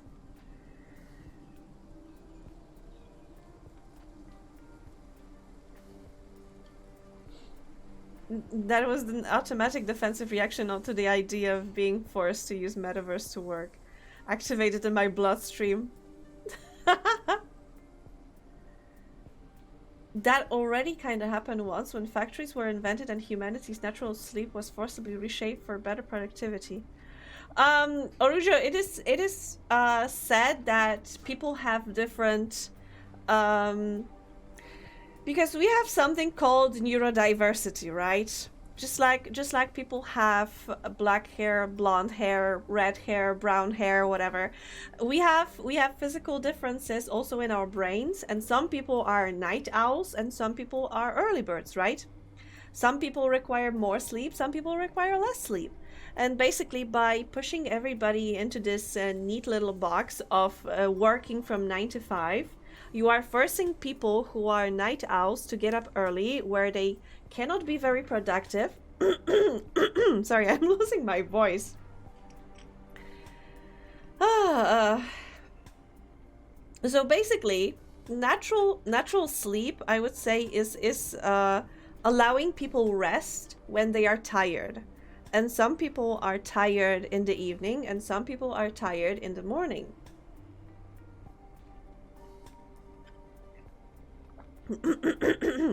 There's also been studies showing that, for example, teenagers usually are more productive around noon because they need to sleep longer in the morning. So by forcing them to get up at 6 or 7 in the morning to go to school, we are hurting them.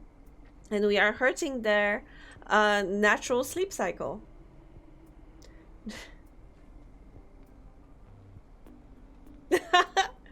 Humans used to have 2 sleeps: death sleep and beauty sleep. Nice, I love those names. You'd come home in the evening, sleep for half the night, get up, eat, socialize, etc. Then have your second sleep, half until the morning. Really? Huh. I had no idea.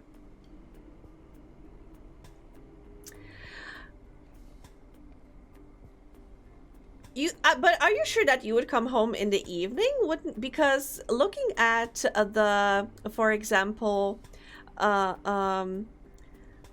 Mediterranean countries in Europe, they have something called siesta, which is that you rest in the middle of the day because it's hottest and it's dangerous to work then.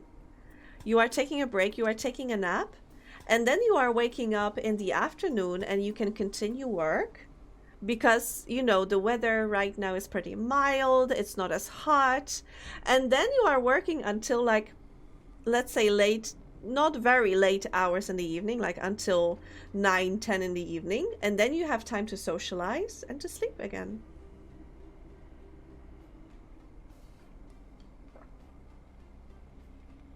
Yeah, it depends on the area. Exactly. I think in hotter parts of the world, it would be, it makes more sense to rest during the hottest hours of the day. Because then during the night, you have very pleasant, like chilly weather, and you can work for longer and not get as tired. But now we have AC. Exactly, but this again goes back to you know, this work, basically capitalism, disturbing the natural life cycle.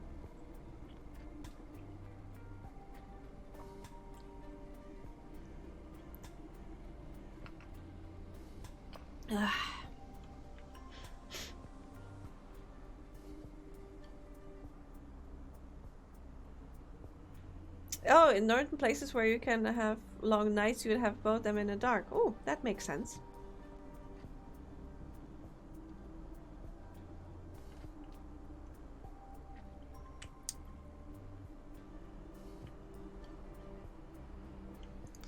Also, I remember I stumbled upon another interesting interesting article where I think it was I think it was some scientists were observing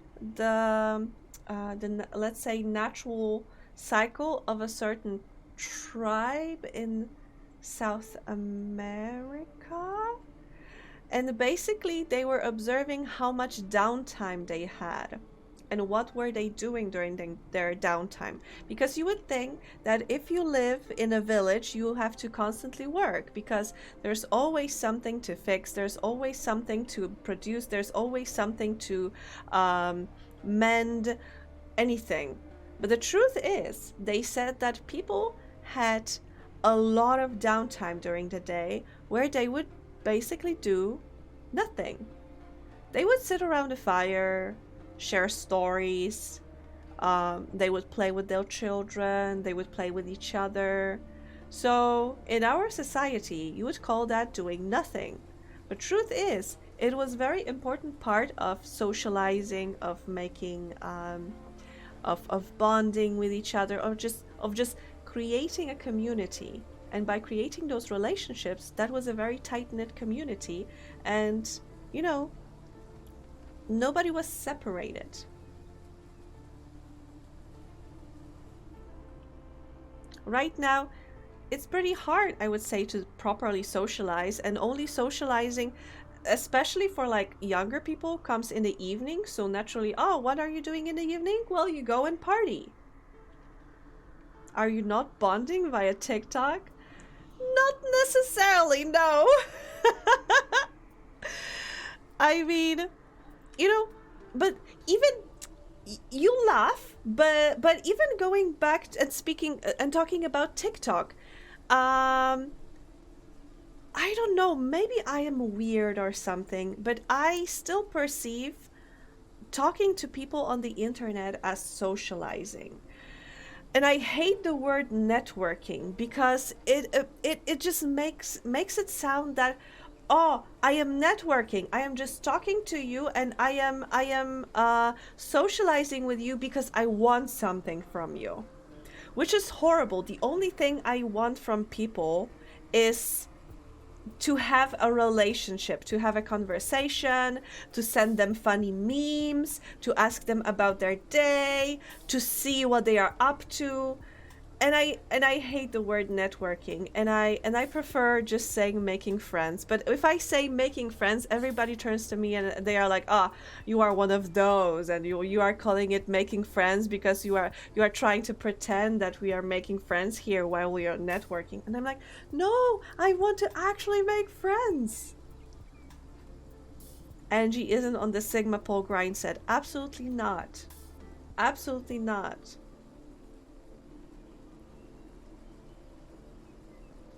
The best networking I've ever had was just hanging out with other teens into the same shows or hobbies, and me keeping up these relationships into adulthood, and then suddenly we were all professionals in the same industries. Exactly. I mean, truthfully, networking is just making friends. But no, we need to make it sound professional and corporate because we don't people to have actual meaningful relationships. Blech. Wait, Pole is the right word, yeah? Like for a Polish person. Yes, it is. Look at Japan for the extreme example. You don't have friends, you have co-workers, and nobody has kids anymore because who has time to meet people and let alone get married? Get married and then spend and then have enough time to raise a kid. I mean, I remember seeing like I think video essay about being a housewife in Japan, because you know, for us it might sound negative. Yeah, no worries, buzzing. For us, like some people say that being a housewife and being a stay-at-home mom is like regressive or something because you are being isolated from society and you are dependent on your husband. But in Japan, it's a sign of status, because if you can be a stay-at-home mom, it means that your husband is earning enough to support you, your child, and himself. In Japan, there isn't even a culture of cooking at your house. Nobody knows nobody there knows how to cook unless they are a professional cook, which is so sad. And this is something I hate about that culture, among a couple of other things.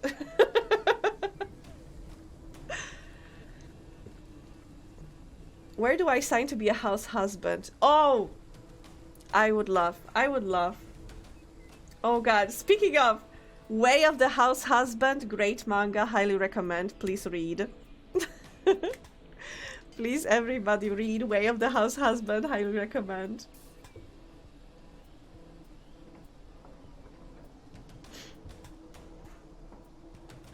Orujo, if you want to be a house husband, find yourself a girl boss. unless you want to have a... Wait. What's a male equivalent of girl boss? Boy boss?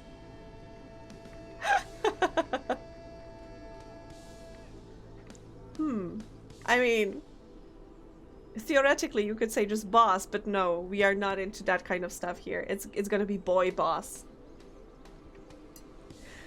Manager.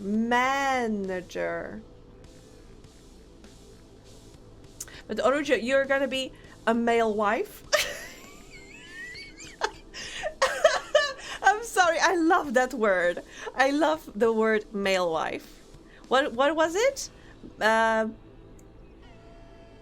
Mansplain, manipulate male wife? It's a male equivalent of gaslight, gatekeep, girl boss. The Yildiz is getting if we don't provide any medical...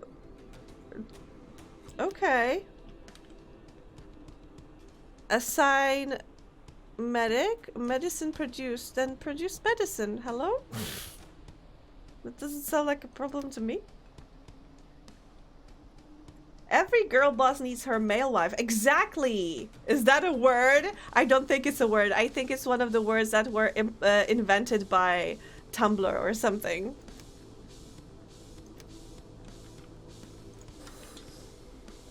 Hey guys, are you producing that medicine or what?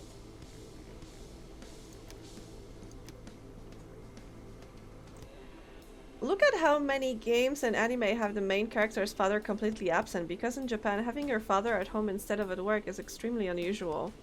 Yeah. I mean, goddamn, even look at Pokemon. It was explained that, oh, because your father is at war or something. But I think it comes from the societal, maybe not expectations, but like stereotype that dad is just not home. And oh my god, the acceptance of cheating in Japan is just mind-blowing.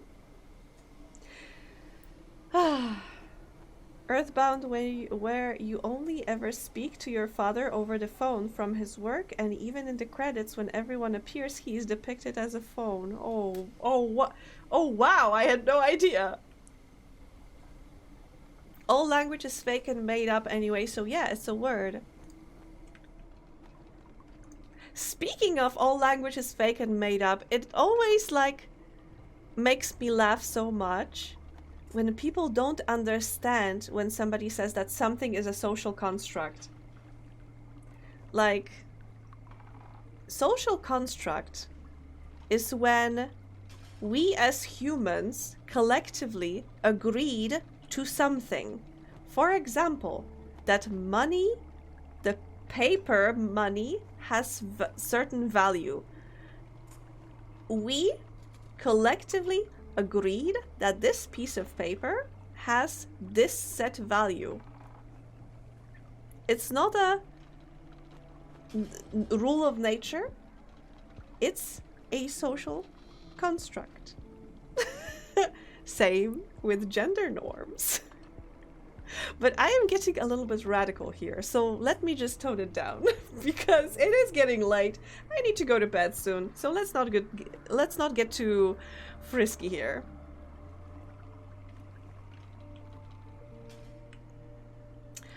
But I just wanted to say that the fact that people don't understand what a social construct means just makes me laugh. Because it's like, take like 5 minutes to think about it. Angie's sick and based moments. Everybody has some of those sometimes, right? I'm not the only one who is just sometimes like... Speaking of, this reminds me about a post, I think from 4chan, out of all places, where a guy took some type of drug and he suddenly became so very anti-capitalist. Like he needed drugs to unlock empathy. And it was amazing. RPG idea: place as a golem crafter who attacks people with social constructs. Oh, you play as a golem crafter who attacks people with social constructs. I'm trying to imagine that. But it sounds amazing.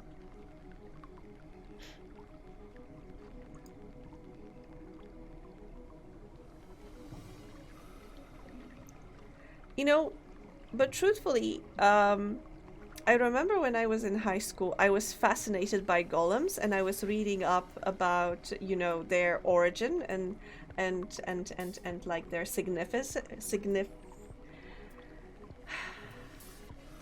importance in Jewish culture. And I kind of dislike how they are treated by the pop culture, but then again, I wouldn't know anything about golems if not for pop culture.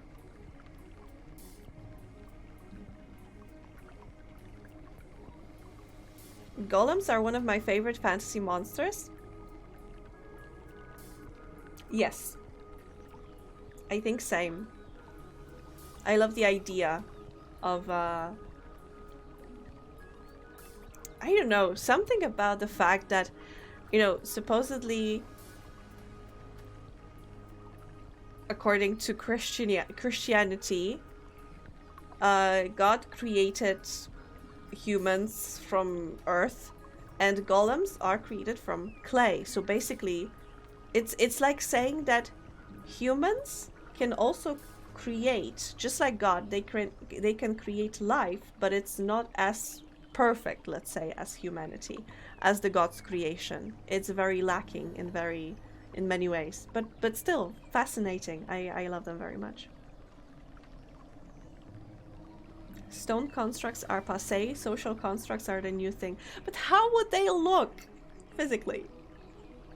They are just dudes made of stuff. In a way, we're all dudes made of stuff. I agree with that. That's why I love playing a Necromancer in Diablo 2. The golems. Oh my god, I love playing as Necromancer in Diablo 2 too! I mean, as well! Twinsies! But maybe that was just the goth in me. I am slightly goth. I know you can't see it, but believe me.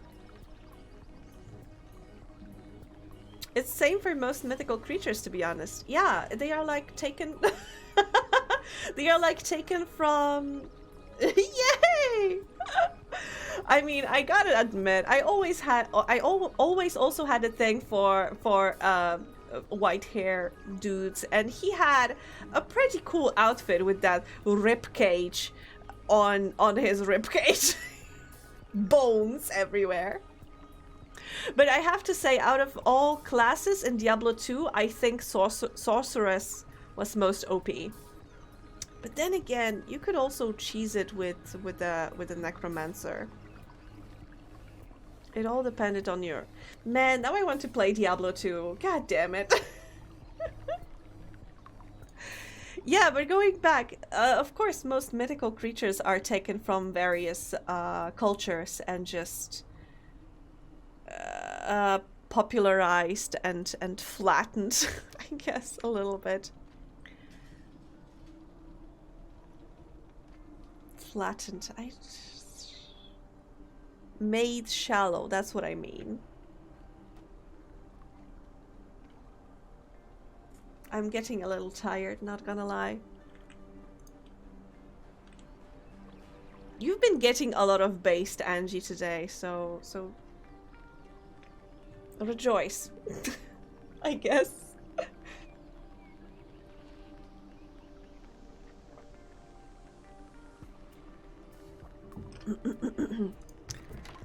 Ah.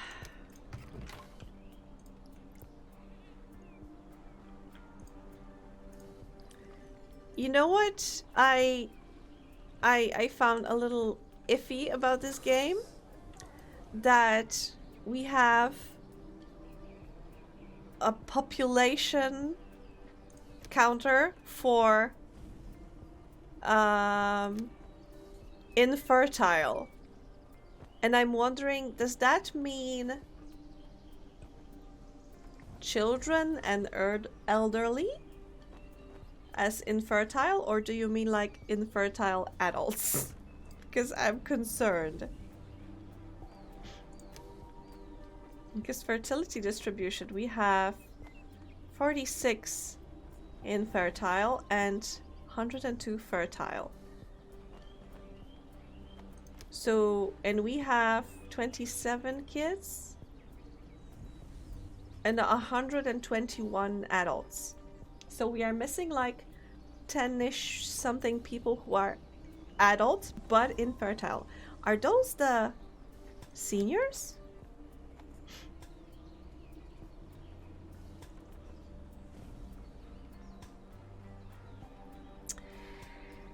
In fantasy, you get whole species of hydras, cryohydras, pyrohydras, and more. In mythology, the hydra was a singular, unique creature with a traceable lineage from the goddess of monsters and a family of different creatures.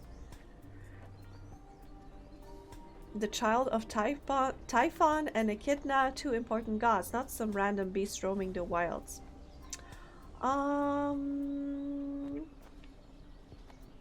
Same with Minotaur, I would say.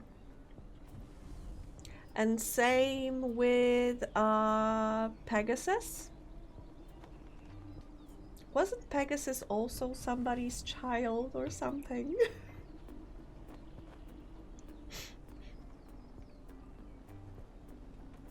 I remember that unicorns were pretty popular in the Middle Ages because virgins and something. So I don't think unicorns were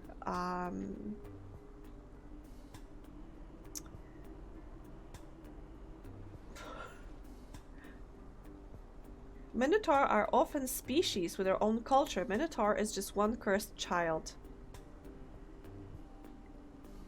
Oh, that reminds me. Oh gosh, that reminds me of that one puzzle in the council where you had a labyrinth and you had statues of characters from the legend of Minotaur. You had King Minos, you had the Minotaur, you had... What's this douchebag's name? Oh god. The one who slayed the Minotaur. And there was also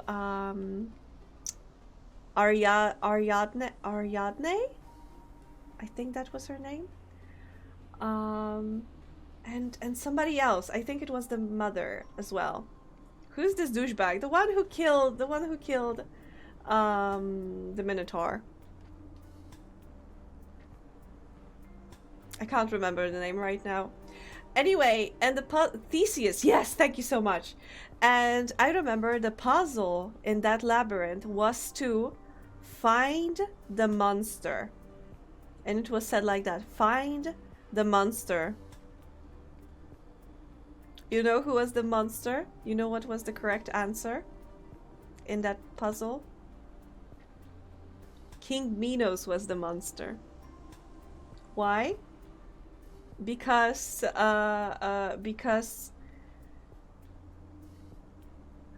he punished his wife for being raped. He punished the child of said rape. He created the labyrinth, and he was overall a douchebag. And he was a bad king, and basically in that puzzle he was the monster.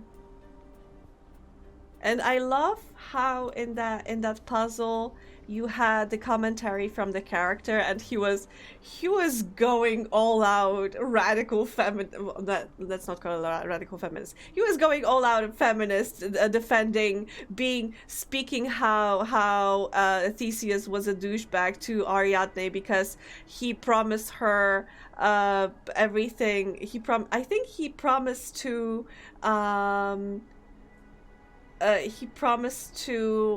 marry her, or to something. So he promised her something, and that's why she helped him with the thread.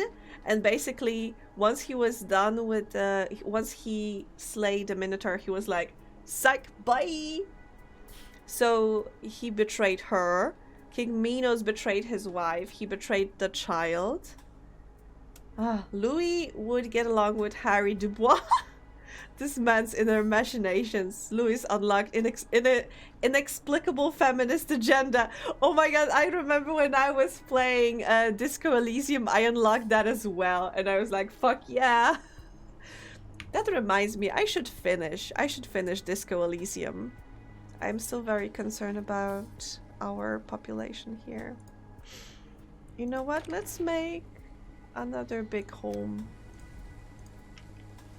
You can have a bigger house as a treat.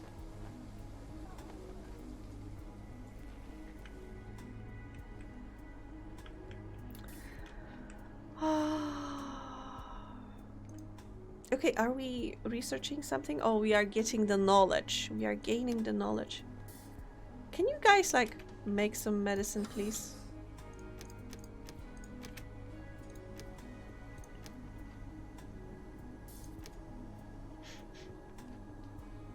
Oh, wait, maybe we can send another expedition.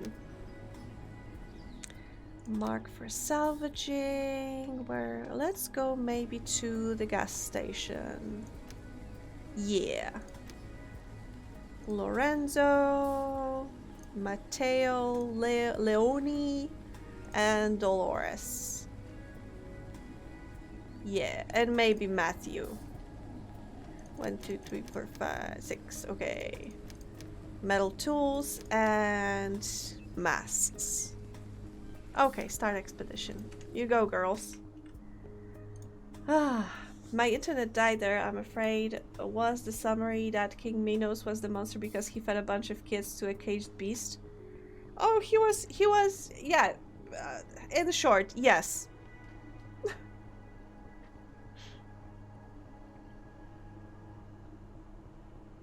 In short, yes. Oh wait, filtration turn on. We don't want radioactive water. Please, please, please.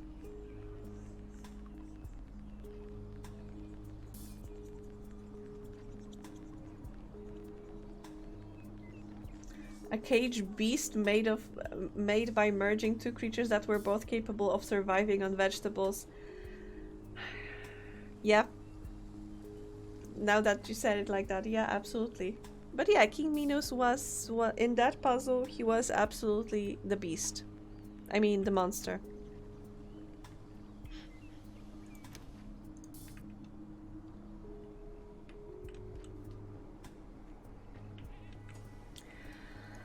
Oh, my dears. I'm sorry, I think I'm gonna be slowly wrapping up because I am getting very tired, and unfortunately, I have to get up in the morning, so let me save the game.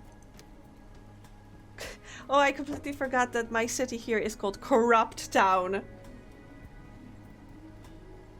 First time. Yeah, unfortunately, I am also cursed with having a job. But what I am not cursed with is, I don't know where I was going with this. Anyway, thank you all so much for hanging with me. It was a pleasure, and Orujo, it was so fun chatting with you. I hope you enjoyed this as well. Have a good rest and wild dreams. I always have. I always have. Thank you so much. I always have wild dreams. I don't know what's up with my brain. They are usually pretty wild. Really enjoyed the stream. I am so disappointed. I basically did nothing in the game, but it was like just chatting.